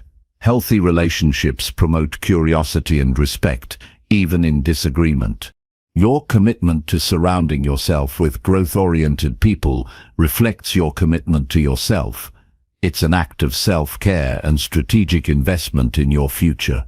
The company you keep shapes not only your opportunities but also how you see yourself. Being part of a community that believes in potential and transformation encourages you to believe in yourself. This sense of belonging and shared purpose becomes a powerful engine for sustained change. Finally, remember that you also have the power to be a source of growth for others. Your journey and progress can inspire those around you. By sharing your experiences, insights, and encouragement, you contribute to a culture of growth that benefits everyone involved. This mutual support creates a cycle of positive change that extends far beyond individual efforts. Surround yourself with people who lift you up, challenge you to grow, and celebrate your journey. Invest your time and energy in relationships that honor your path and inspire your best self. This intentional community becomes a cornerstone of your transformation and a vital source of strength on your way to becoming who you were meant to be. Chapter 13. Focus on progress rather than perfection always. The desire to be perfect can trap you in a cycle of frustration and self-doubt that stalls your growth and dims your confidence. Striving for perfection often sets impossible standards that leave you feeling like you never measure up. Instead, focusing on progress shifts your attention to the steps you take every day. No matter how small, that move you closer to your goals. This approach nurtures resilience and patience, helping you appreciate your efforts and build momentum. When you embrace progress rather than perfection, you create a sustainable path toward improvement without the weight of unrealistic expectations. Progress acknowledges that growth is a process, not a destination. It means recognizing that mistakes and setbacks are natural parts of learning, not signs of failure. This perspective allows you to be kinder to yourself and less afraid to try new things. When you focus on progress, you give yourself permission to be imperfect and to learn along the way.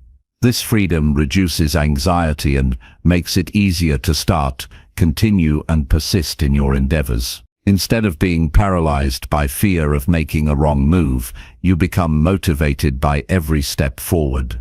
Perfectionism often disguises itself as discipline or high standards, but it can quickly become a barrier.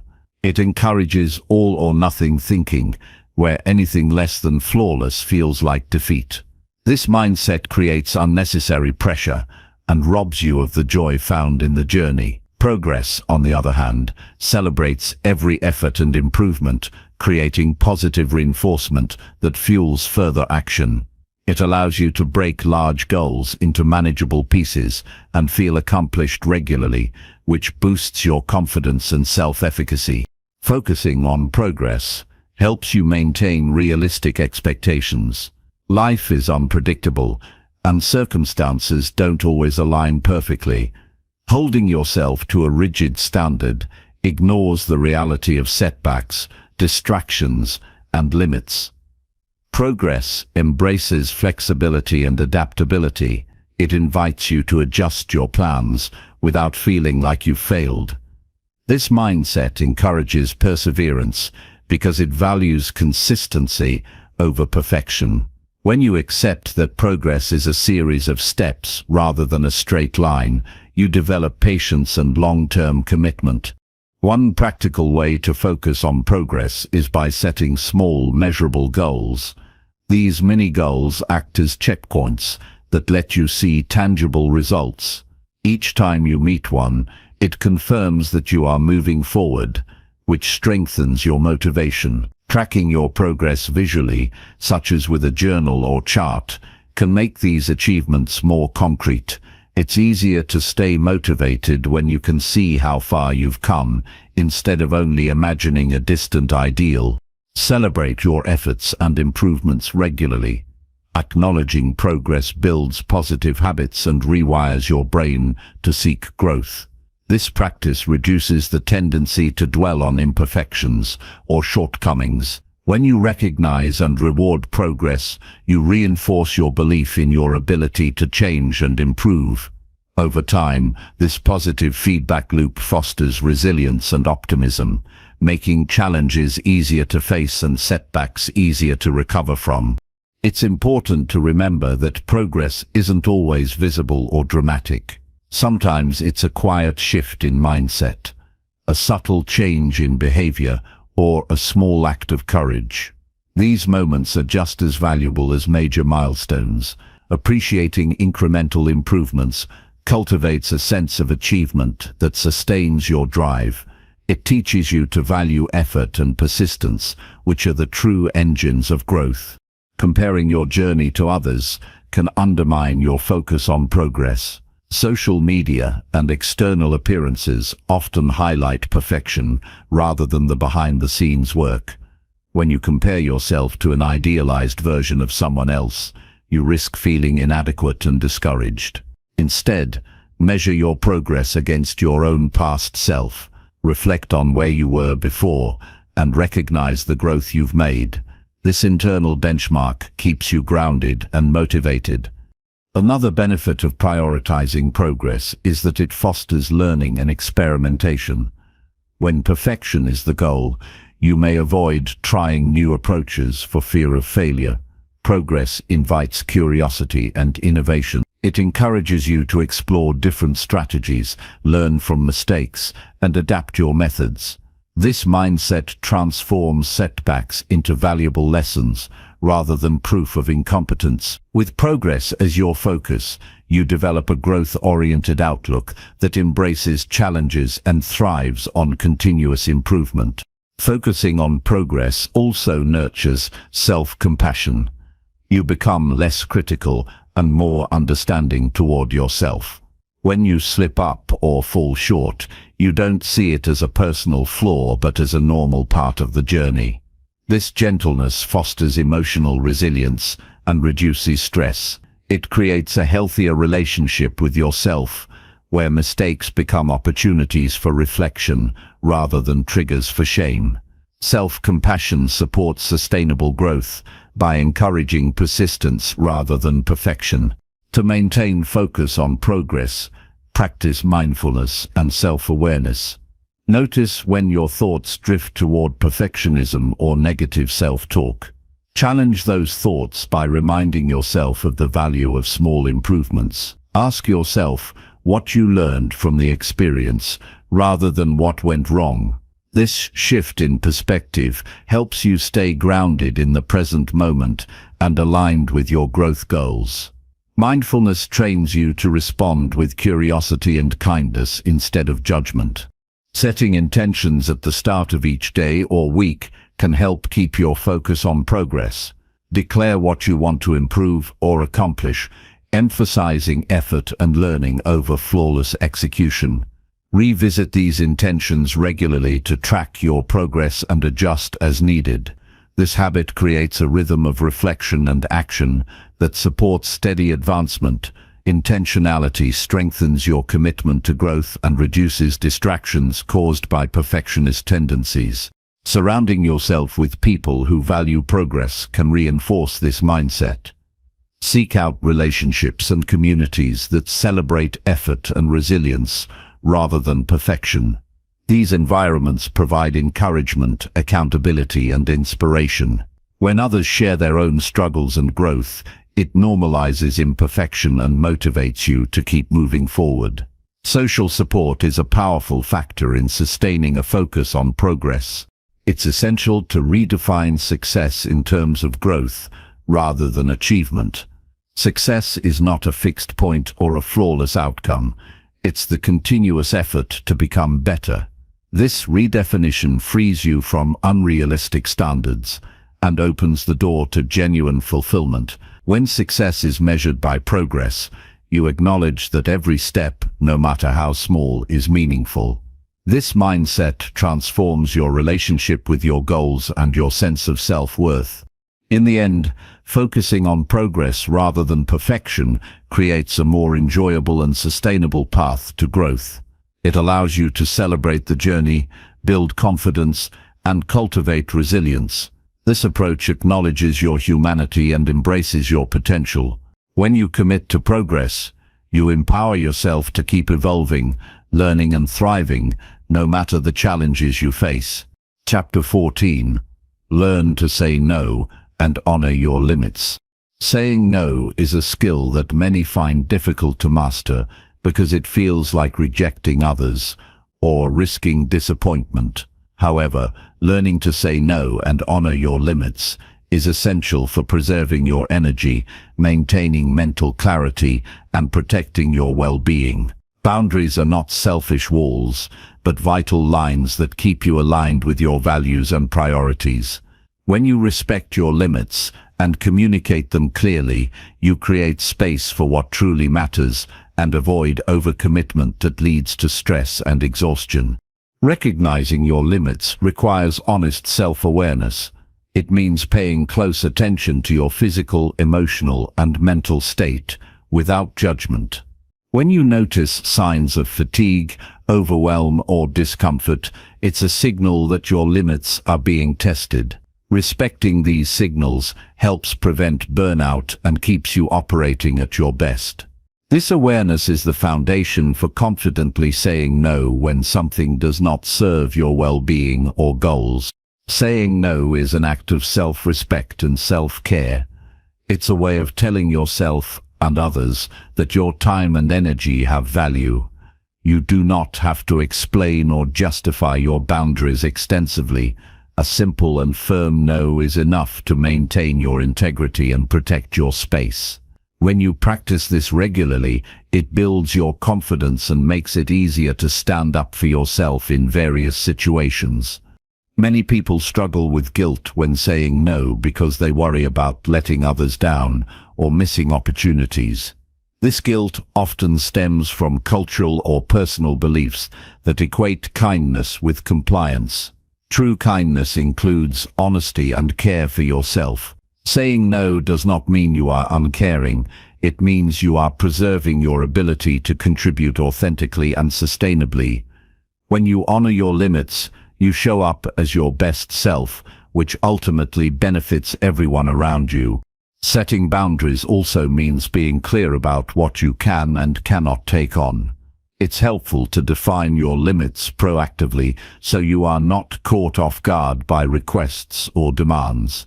This clarity allows you to respond thoughtfully rather than react impulsively. When you communicate your boundaries with respect and assertiveness, you reduce misunderstandings and build healthier relationships. Others learn to respect your limits and appreciate your honesty. Learning to say no involves practicing direct and kind communication. Avoid over-apologizing or making excuses that dilute your message. Instead, express your decision clearly and calmly. For example, saying, "I can't take this on right now," is straightforward and respectful. You can also offer alternatives or suggest a different time if appropriate. This approach shows that you are thoughtful but firm about your boundaries. Honoring your limits is not just about refusing others. It also means saying yes to yourself. When you decline external demands, you free up time and energy to focus on your needs and priorities. This might include rest, creative pursuits, or activities that nurture your growth. Saying no creates room for what aligns with your values and aspirations. It supports a balanced life where you feel in control rather than overwhelmed. It's important to remember that limits are personal and can change over time. What feels manageable today might not be the same tomorrow, and that's okay. Regularly reassess your boundaries to ensure they reflect your current reality. Flexibility within limits allows you to grow while maintaining your well-being. Being in tune with your evolving needs helps you set boundaries that support your long-term health and success. Respecting your limits also includes monitoring your inner dialogue. Notice if you criticize yourself for saying no or pushing beyond your capacity. Replace harsh judgments with compassionate reminders that your limits are valid and necessary. This mindset shift fosters self-acceptance and strengthens your resolve to protect your boundaries. When you treat yourself with kindness, you build resilience and sustain your commitment to healthy limits. Learning to say no and honor your limits protects you from burnout and resentment. When you overextend yourself, you risk becoming exhausted and bitter, which affects your relationships and productivity. Boundaries help you maintain balance and clarity, making it easier to focus on what truly matters. They create a sustainable rhythm of giving and receiving that supports your well-being and personal growth. Practicing this skill can be challenging at first because it requires courage and sometimes facing pushback. Some people may resist your boundaries or try to guilt you into saying yes. Stay firm and remind yourself that your limits are non-negotiable. Seek support from people who respect your boundaries and encourage your growth. Over time, your consistent practice of saying no will earn respect and improve your overall quality of life. To strengthen your ability to say no, role-play scenarios where you practice declining requests. This rehearsal builds confidence and helps you find words that feel authentic and respectful. You can also prepare responses for common situations, making it easier to respond without hesitation. The more you practice, the more natural it becomes to honor your limits without anxiety or guilt. Reflecting on past experiences where you said yes when you wanted to say no can provide valuable insights. Consider how those decisions affected your energy, mood, and outcomes. Use these reflections to motivate yourself to set firmer boundaries in the future. Learning from experience is a powerful tool for developing healthier habits around saying no. Embracing your limits and saying no when needed is a form of empowerment.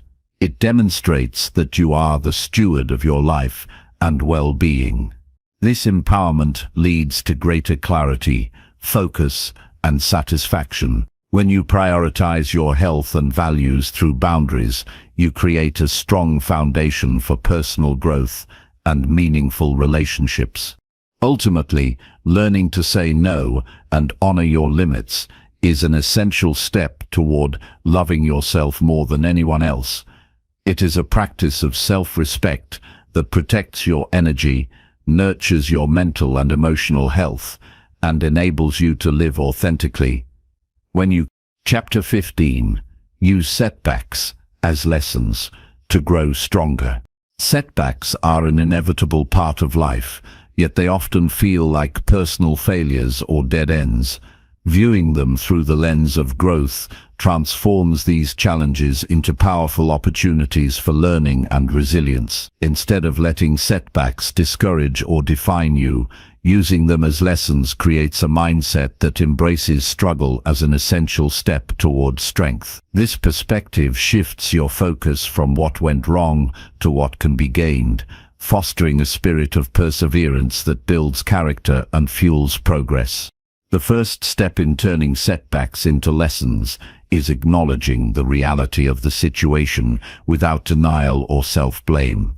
It's natural to feel frustration or disappointment, but these emotions should not overwhelm your ability to reflect objectively. Accepting what happened allows you to assess the circumstances clearly and identify factors within your control. This honesty lays the groundwork for constructive action rather than reactive despair. Every setback contains valuable information about your strategies, decisions, or external conditions. Taking time to analyze what led to the outcome helps you uncover insights that might otherwise go unnoticed. Were there assumptions that didn't hold up?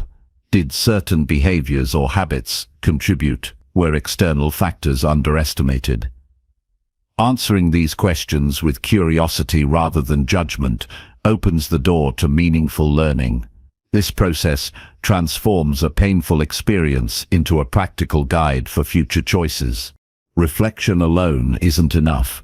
Applying the lessons learned is crucial for growth. Use your insights to adjust your approach, refine your goals, or develop new skills.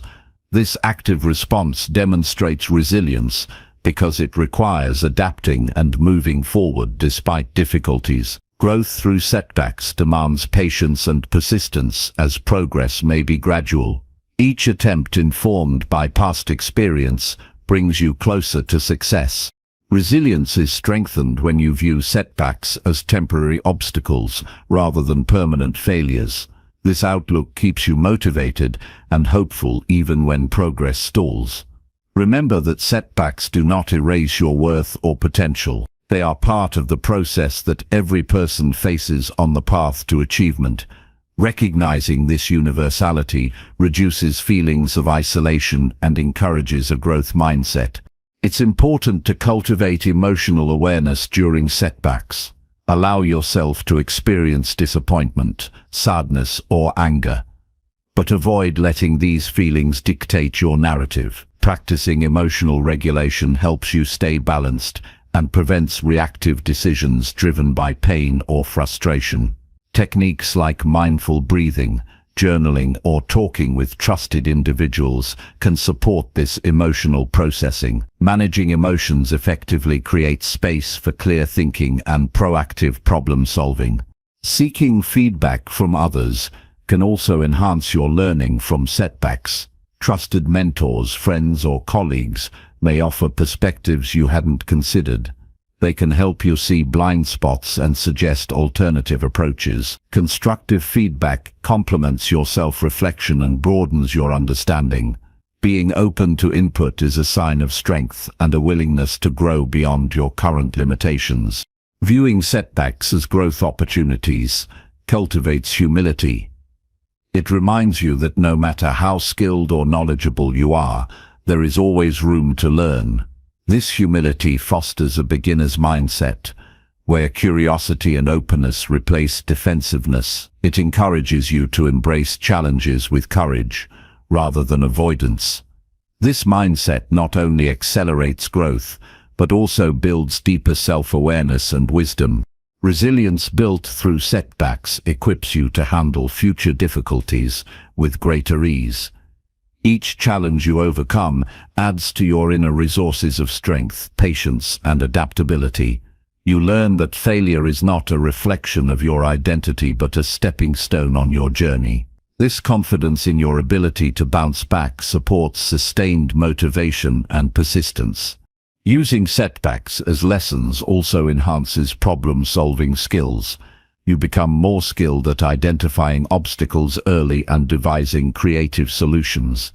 This proactive stance reduces the likelihood of repeated mistakes and accelerates your progress. With experience, you develop a mental framework for approaching challenges that balances analysis with action. It is essential to celebrate the growth that comes from setbacks. Acknowledge your courage in facing difficulties and your commitment to learning. Recognizing these achievements reinforces positive habits and encourages you to keep moving forward. This celebration builds a resilient mindset that values effort and progress over perfection. Avoiding blame or self-criticism during setbacks is critical for maintaining motivation. Harsh judgment drains energy and creates barriers to learning. Instead, treat yourself with kindness and understanding, as you would a close friend facing similar challenges. Self-compassion supports emotional healing and reinforces your commitment to growth. Sometimes setbacks reveal deeper areas for growth beyond the immediate issue. They can highlight limiting beliefs, fears, or unresolved patterns that need attention. Use these moments as invitations for deeper self-exploration and healing. Addressing root causes strengthens your foundation for long-term success and well-being. Keep a growth journal to document setbacks, insights, and progress. Writing helps organize your thoughts and track patterns over time. It also serves as a motivational tool when you review how far you've come, despite challenges. This record becomes a tangible reminder of your resilience and ability to learn from adversity. Surrounding yourself with supportive people during setbacks can make a significant difference. Encouragement and perspective from others provide emotional strength and practical guidance. Community fosters a sense of belonging that reduces isolation and builds collective resilience. Incorporate daily habits that reinforce your growth mindset. Affirmations, visualization, and mindfulness practices keep your focus on progress and learning. These habits help you stay grounded and motivated even when faced with setbacks. Understand that setbacks are part of every success story. The most accomplished people have faced repeated failures and used them as fuel for growth. Their persistence and ability to learn from mistakes distinguish them from those who give up. Embracing this truth empowers you to persevere and continue striving toward your goals. Ultimately, using setbacks as lessons transforms obstacles into opportunities. It changes your relationship with failure and uncertainty. This transformation empowers you to grow stronger, wiser, and more resilient with every challenge you face. Committing to this mindset unlocks your potential for continuous self-improvement and lasting success. Chapter 16. Speak kindly to yourself in moments of doubt. When doubt creeps in, it often brings harsh and critical thoughts that shake your confidence and cloud your judgment. Speaking kindly to yourself during these moments is a powerful tool that restores calm and reinforces your inner strength.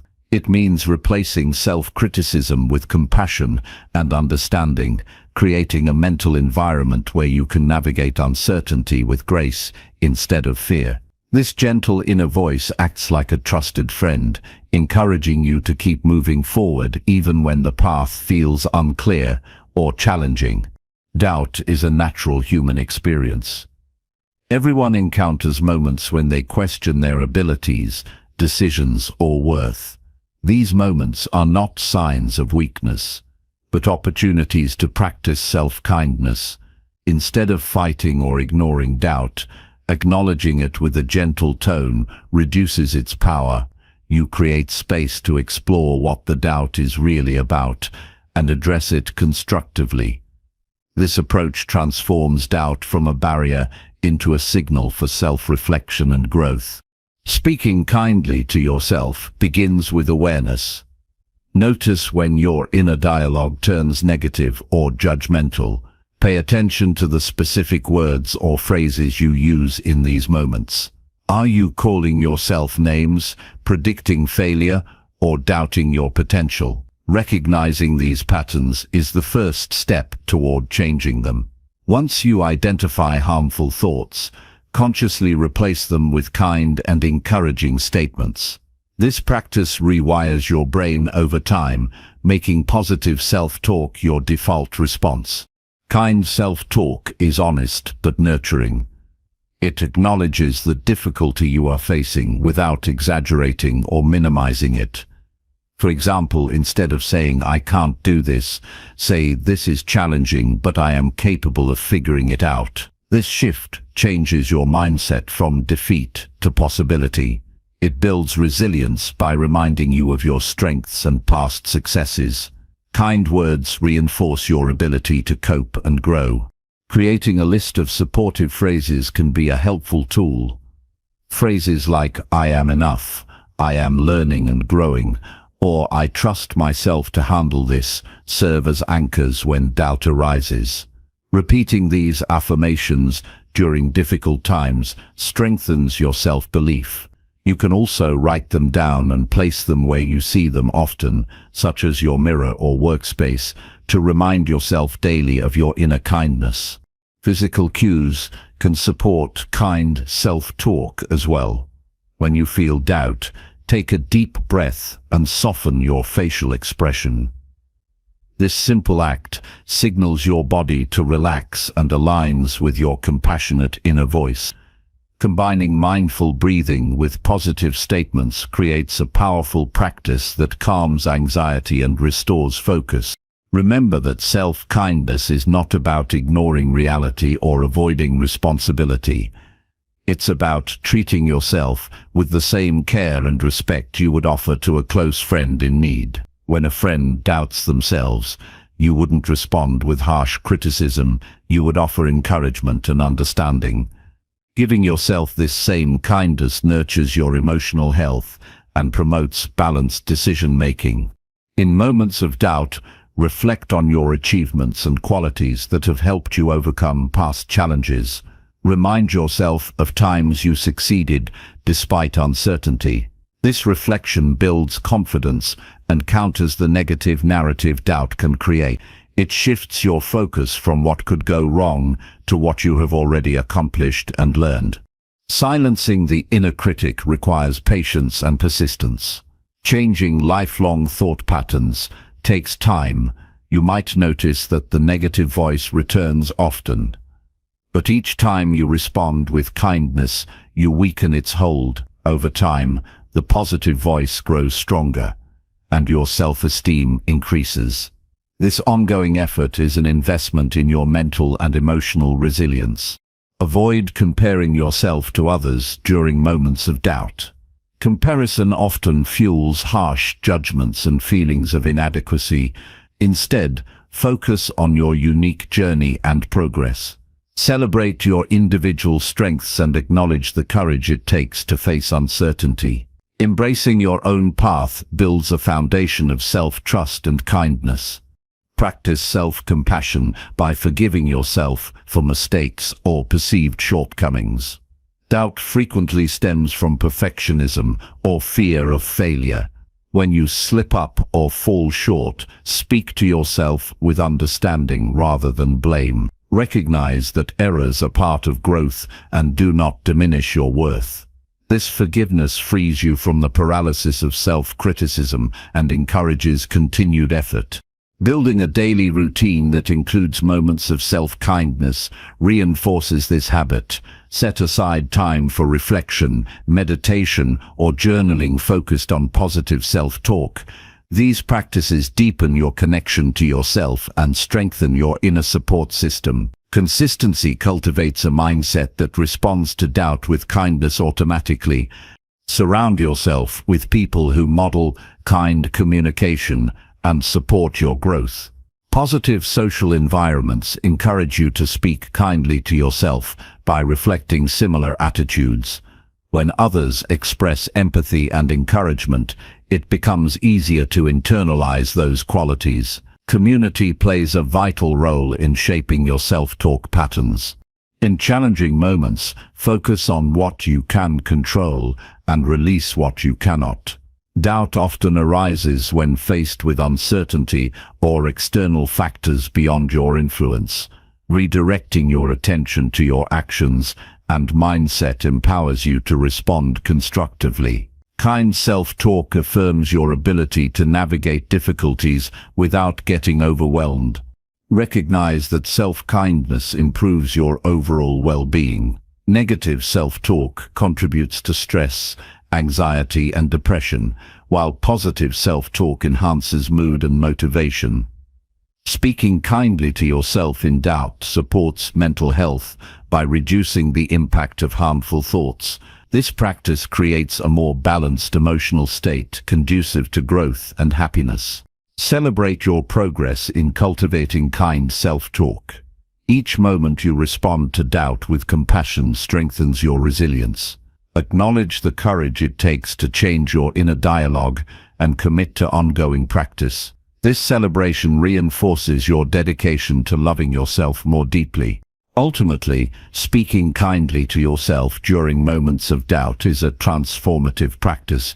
It shifts your relationship with uncertainty and nurtures your inner strength. Through gentle, honest, and supportive self-talk, you build confidence and resilience that sustain your growth. This habit becomes a foundation for navigating life's challenges with grace and self-respect. Chapter 17. Create a daily ritual that centers your spirit. Creating a daily ritual that centers your spirit is one of the most profound ways to nurture your well-being and strengthen your connection to yourself. A ritual is more than a routine. It's a deliberate practice that grounds you, restores balance, and aligns your energy with your intentions. When life's demands feel overwhelming, a consistent ritual becomes a sanctuary that refreshes your mind, body, and soul. This practice cultivates presence, clarity, and peace, empowering you to face each day with resilience and purpose. The first step in creating a ritual is to understand what centers you personally. Centering involves feeling grounded and calm amid life's fluctuations. It can take many forms depending on your preferences and needs. Some find it in quiet meditation, others in gentle movement or breathwork. The key is choosing activities that resonate deeply and bring a sense of calm and focus. This personal connection ensures your ritual feels meaningful and sustainable. Consistency is the foundation of a powerful ritual. Engaging in your chosen practice daily, even briefly, builds momentum and transforms it from a task into a cherished habit. This regularity trains your mind and body to enter a centered state more easily. Over time, your ritual becomes a reliable source of stability and renewal. No matter what challenges arise, the predictability of this moment offers comfort and reassurance. Begin with setting a specific time and place for your ritual. Designate a quiet corner or space where distractions are minimal. This physical environment signals to your brain that it's time to slow down and turn inward. Establishing a routine schedule, such as first thing in the morning or before bed, helps anchor the ritual in your daily life. Treat this time as non-negotiable, a sacred appointment with yourself that honors your need for balance. Start your ritual with a simple practice to transition from the noise of daily life to a state of centered awareness. This might be mindful breathing, focusing fully on your inhale and exhale. Breath is a powerful tool that instantly calms the nervous system and grounds your attention in the present moment. Taking slow, deep breaths resets your energy and prepares you for deeper connection. Incorporate elements that nourish your spirit and invite reflection. Journaling is an excellent way to express gratitude, clarify intentions, or release worries. Writing by hand allows your thoughts to flow freely and helps you process emotions. You can use prompts such as, "What am I grateful for today?" or "What do I want to focus on?" These questions cultivate awareness and set a positive tone for the day ahead. Movement is another valuable component of a centering ritual. Gentle stretching, yoga, or walking mindfully connects you with your body and promotes circulation and relaxation. Moving slowly with intention encourages mindfulness and helps release tension stored physically and mentally. This physical presence enhances your sense of being grounded and alive. Visualization can deepen your ritual by engaging your imagination in a purposeful way. Picture yourself embodying calm, confidence, or any quality you wish to strengthen. Visualize your goals and the steps you will take to achieve them. This mental rehearsal primes your subconscious mind for success and aligns your energy with your desires. Incorporating affirmations strengthens your ritual by reinforcing positive beliefs. Choose statements that resonate with your values and growth goals, such as, "I am centered and capable," or "I welcome peace and clarity." Repeat these affirmations aloud or silently with intention. This practice rewires your brain to focus on empowering thoughts and diminishes self-doubt. Creating space for silence and stillness within your ritual allows you to listen deeply to your inner voice. This quiet moment fosters intuition and self-awareness. It's a chance to observe your thoughts without judgment and connect with a sense of inner calm. Regularly engaging in silence cultivates mental clarity and emotional balance. Lighting a candle, burning incense, or playing calming music can enhance the sensory experience of your ritual. These sensory cues deepen relaxation and make the practice more enjoyable. Associating these elements with your ritual conditions your mind to enter a centered state more quickly and fully. Ending your ritual with a moment of gratitude anchors the practice in appreciation.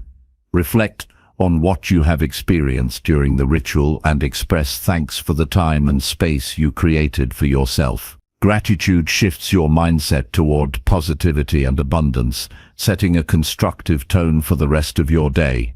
Flexibility is important in maintaining your ritual over time. Life circumstances may change, and your needs may evolve. Adapt your ritual by incorporating new practices or adjusting the duration to fit your current situation. This openness ensures the ritual remains relevant and supportive, rather than becoming a rigid obligation. Tracking your ritual practice can encourage commitment and provide insight into its impact. Use a journal or habit tracker to note when you complete your ritual and any changes you observe in your mood or energy. Seeing patterns of consistency and benefits reinforces your motivation to keep going. Sharing your ritual intentions with supportive people can deepen your commitment. When others understand the importance of your practice, they are more likely to respect your time and space. You might also find inspiration from others' rituals or form a community around shared practices, enhancing your sense of connection. A daily ritual that centers your spirit acts as an anchor during turbulent times. It cultivates resilience by providing a reliable way to reset and restore your balance. This grounding supports better decision-making, emotional regulation, and overall well-being. You become more capable of navigating stress without losing touch with your core. Over time, your ritual strengthens your relationship with yourself. It becomes a form of self-love, a daily reminder that your inner peace matters. This consistent care nurtures confidence and self-respect. You learn to prioritize your needs and honor your journey with compassion. Creating this sacred time for yourself invites a deeper sense of meaning and purpose into everyday life. It helps you move beyond reacting to circumstances and toward intentional living. Centering rituals cultivate mindfulness, enabling you to respond to challenges with calm clarity instead of impulsive reactions. The cumulative effect of a daily ritual ripples through all areas of your life. Improved focus, reduced stress, and enhanced emotional balance translate into better relationships, productivity, and joy. This practice becomes a cornerstone of personal growth, providing a foundation from which you can thrive. Ultimately, a daily ritual that centers your spirit is a gift you give yourself. It honors your humanity and supports your evolution. By committing to this practice, you create a steady source of peace and strength that carries you through life's ups and downs. This ritual grounds you in your true self and empowers you to live with intention and grace. Chapter 18. Visualize your best self and work toward it. Visualizing your best self is a transformative practice that shapes your mindset and fuels your progress toward meaningful growth. This process begins with a clear and honest picture of who you want to become, your values, strengths, and the qualities you aspire to embody. By regularly imagining this version of yourself, you create a mental blueprint that guides your actions and decisions. Visualization bridges the gap between your current reality and your potential, providing motivation and clarity on the path ahead. Start by imagining your best self in vivid detail. Picture how this version of you thinks, acts, and feels. Consider how you respond to challenges with confidence and resilience. Envision your daily habits, the way you treat others, and the energy you carry. The clearer and more detailed this image is, the more powerful it becomes. This mental rehearsal prepares your brain to align with your goals and adopt new behaviors naturally. Visualization works because the brain cannot fully distinguish between real and imagined experiences. When you vividly picture yourself succeeding or embodying desired traits, your brain activates the same neural pathways as if you were actually doing those things. This rewiring strengthens your belief in your potential and creates a positive feedback loop that encourages real-world effort. Over time, your mental image becomes a self-fulfilling prophecy. Consistency in visualization is key. Set aside time each day to focus on this practice, ideally during moments of calm or meditation. Close your eyes and immerse yourself in the experience. Feel the emotions associated with being your best self: pride, joy, calm, and determination. Engaging your senses makes the visualization more tangible and impactful. The more often you connect with this vision, the stronger your commitment to actualizing it. Alongside visualization, set concrete, achievable goals that reflect your best self. Break down larger aspirations into manageable steps to avoid feeling overwhelmed. These goals act as markers that track your progress and keep you focused. Working steadily toward them reinforces the belief that your vision is attainable and grounds your aspirations in reality. Accountability enhances the power of visualization. Share your vision and goals with trusted friends, mentors, or coaches who encourage and support your journey. Discussing your progress and challenges provides motivation and constructive feedback. External support reinforces your internal commitment and reminds you that growth is a collective process. Visualization also helps identify internal obstacles that might hinder your progress. As you imagine your best self, notice any resistance or limiting beliefs that arise. These mental barriers often show up as doubts or fears within the vision. Acknowledge these feelings without judgment and explore their origins. Addressing these blocks through self-reflection or professional support clears the way for transformation. Using visualization as a tool to anticipate challenges equips you to handle difficulties with composure. Imagine yourself responding to setbacks calmly and effectively, maintaining focus on your goals. Preparing mentally for obstacles reduces anxiety and increases resilience. This proactive approach builds confidence in your ability to navigate uncertainty. Integrate visualization with positive affirmations to strengthen your mindset. Affirm statements that reflect your vision, such as "I am capable," "I embrace growth," or "I am becoming my best self."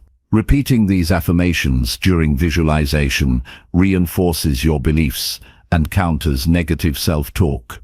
This combination creates a powerful mental environment that supports sustained effort. Physical reminders can support your visualization practice. Create vision boards, write goals in journals, or place inspiring images where you see them daily. These tangible cues keep your best self in focus throughout the day and prompt you to act in alignment with your vision. Surrounding yourself with positive reinforcement strengthens your commitment. Celebrate progress, no matter how small, as you work toward your best self. Recognizing achievements boosts motivation and validates your efforts. It also shifts your mindset from scarcity to abundance, reinforcing that growth is continuous and cumulative. This recognition nurtures patience and persistence, essential qualities for lasting change. Avoid perfectionism by embracing the journey rather than fixating on an ideal endpoint. Your best self evolves with experience and learning. Allow room for mistakes and growth without harsh judgment. This flexibility encourages experimentation and resilience, reducing fear of failure that can stall progress. Reflect regularly on your visualization practice and goals. Adjust your vision as you gain new insights and develop further.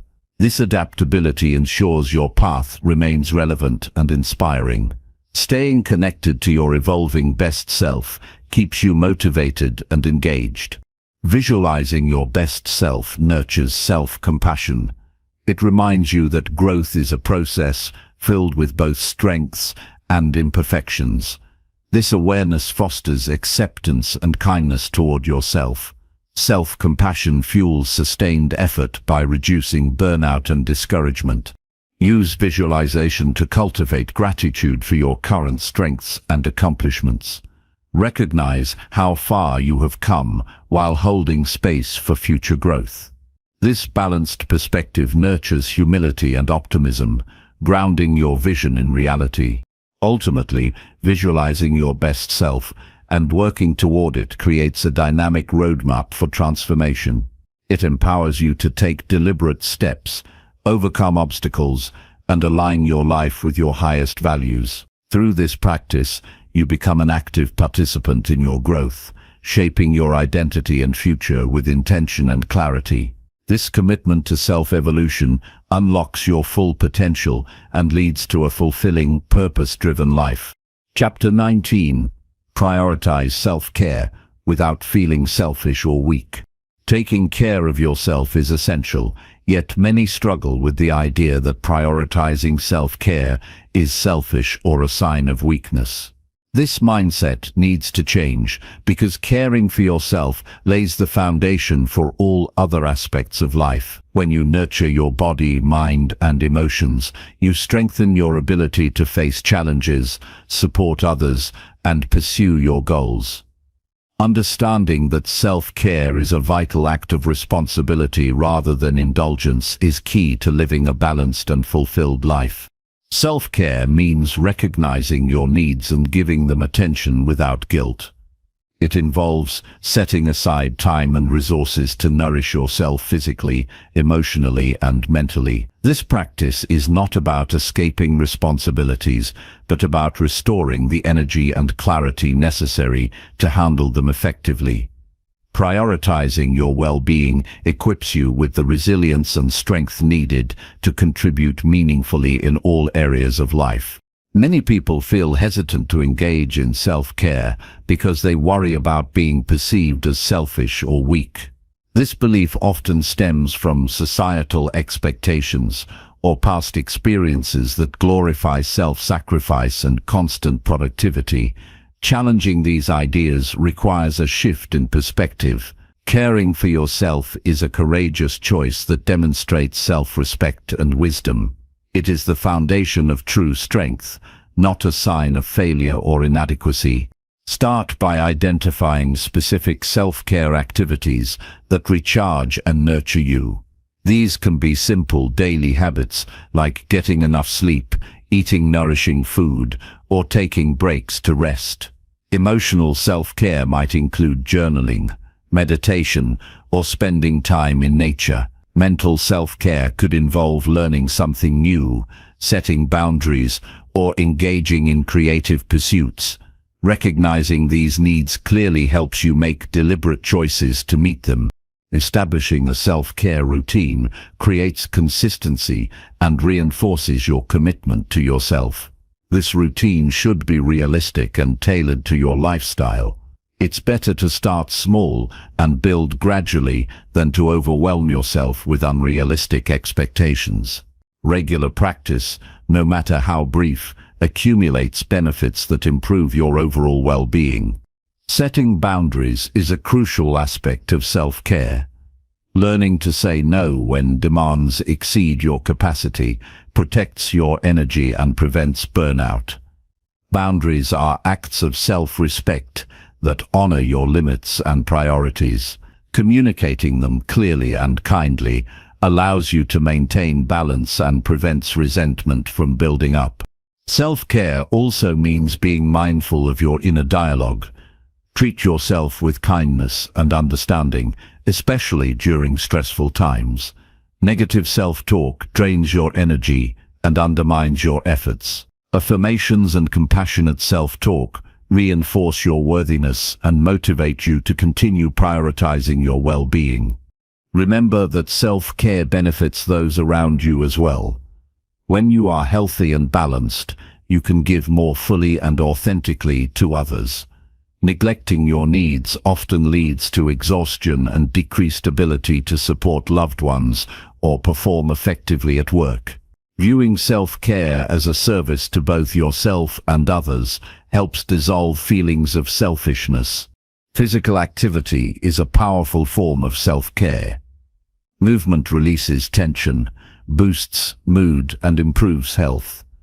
Choose activities you enjoy to make this practice sustainable. Whether it's walking, dancing, yoga, or sports, regular exercise strengthens your body and mind, enhancing your overall resilience.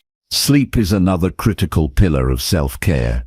Prioritize sufficient rest to support cognitive function, emotional regulation, and physical recovery.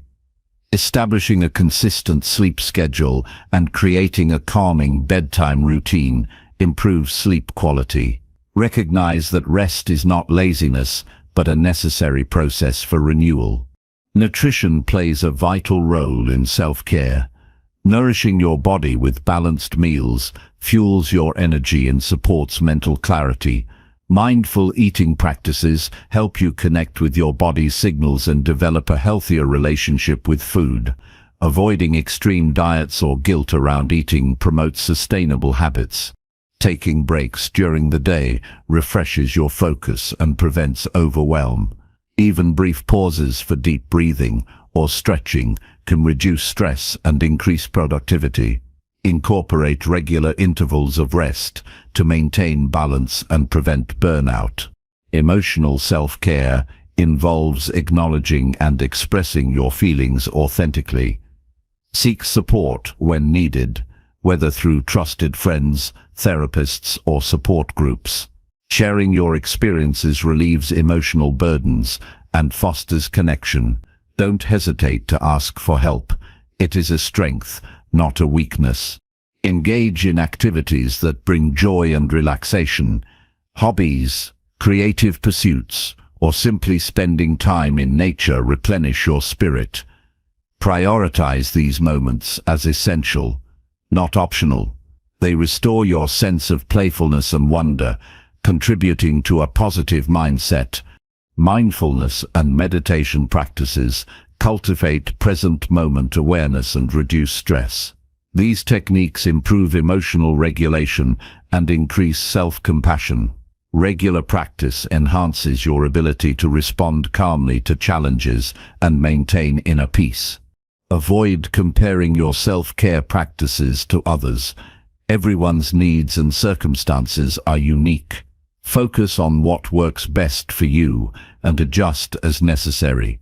Personalizing your self-care ensures it remains effective and meaningful. Forgive yourself for times when self-care is neglected.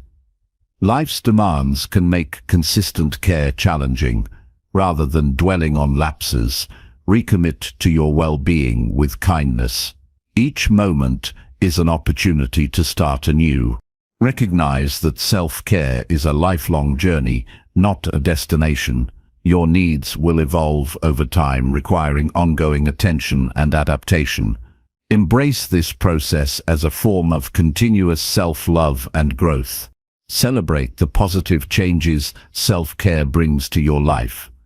Notice improvements in energy, mood, relationships, and productivity. Acknowledge your dedication to yourself and the courage it takes to prioritize your needs. Ultimately, prioritizing self-care without guilt or hesitation is an act of empowerment.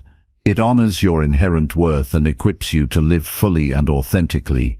Embracing self-care nurtures resilience, balance, and joy, enabling you to navigate life's challenges with strength and grace. This commitment to yourself is a profound expression of love that supports your growth and well-being every day. Chapter 20. Commit fully to loving yourself through challenges. Loving yourself fully, especially during difficult times, is one of the most powerful commitments you can make. Life's challenges will test your resolve and your sense of self, but staying dedicated to self-love through these moments builds deep resilience and inner strength. It is a conscious decision to honor your worth regardless of external circumstances or internal struggles. This unwavering commitment becomes a foundation from which you can navigate hardships with grace and courage. When faced with adversity, it is easy to fall into self-criticism or doubt. The instinct to blame yourself or feel unworthy often grows louder during stressful periods. Yet, choosing to love yourself fully means consciously rejecting these negative voices. Instead, approach yourself with compassion and understanding. Acknowledge your pain without judgment, recognizing that struggle is part of the human experience, not a reflection of your value. Loving yourself through challenges means embracing vulnerability without shame. It requires accepting your imperfections and limitations while still believing in your potential. Vulnerability opens the door to authenticity, allowing you to connect with your feelings honestly and deeply. This honesty is not a weakness, but a courageous act of self-awareness and acceptance.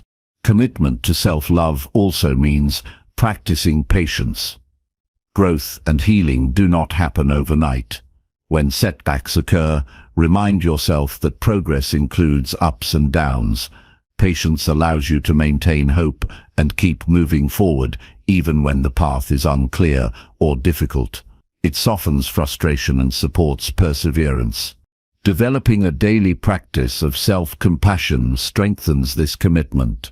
Simple acts such as speaking kindly to yourself, pausing to breathe deeply during moments of stress, or journaling about your experiences nurture your emotional well-being. These practices reinforce your sense of worth and provide comfort when you feel overwhelmed.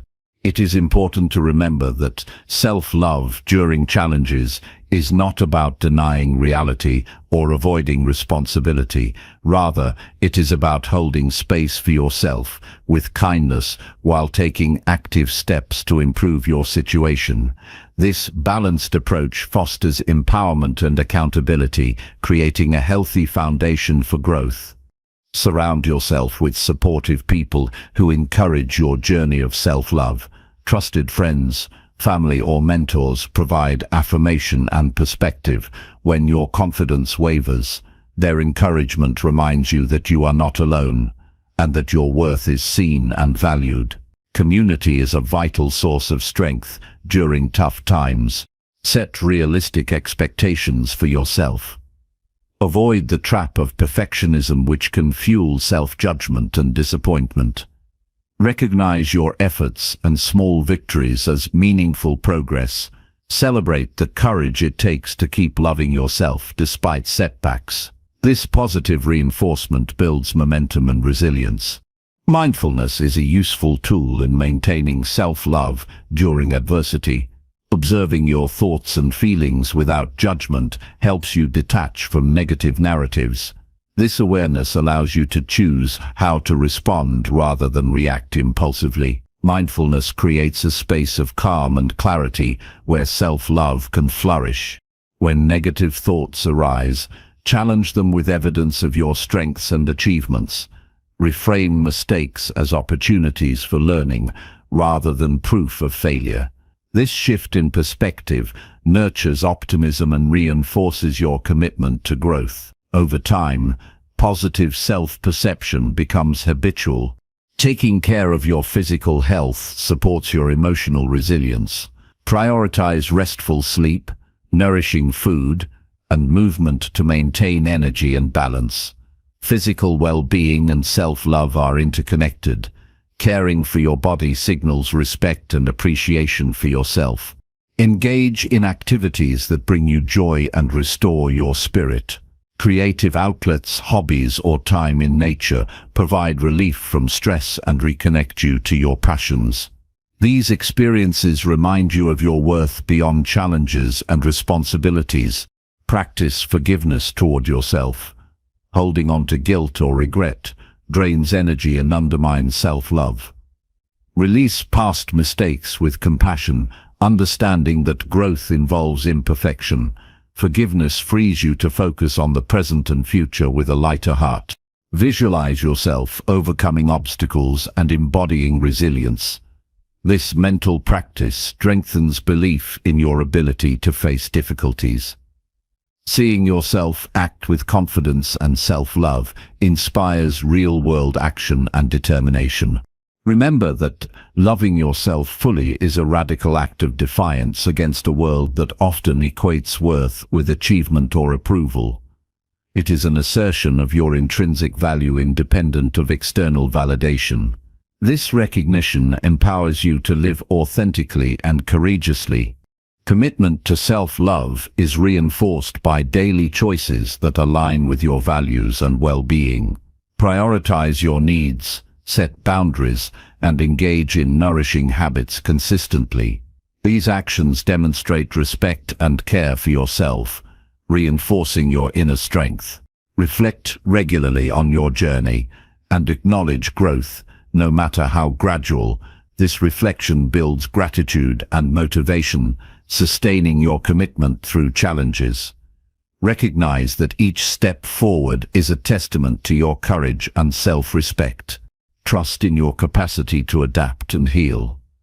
Life's difficulties may reshape you, but do not diminish your worth.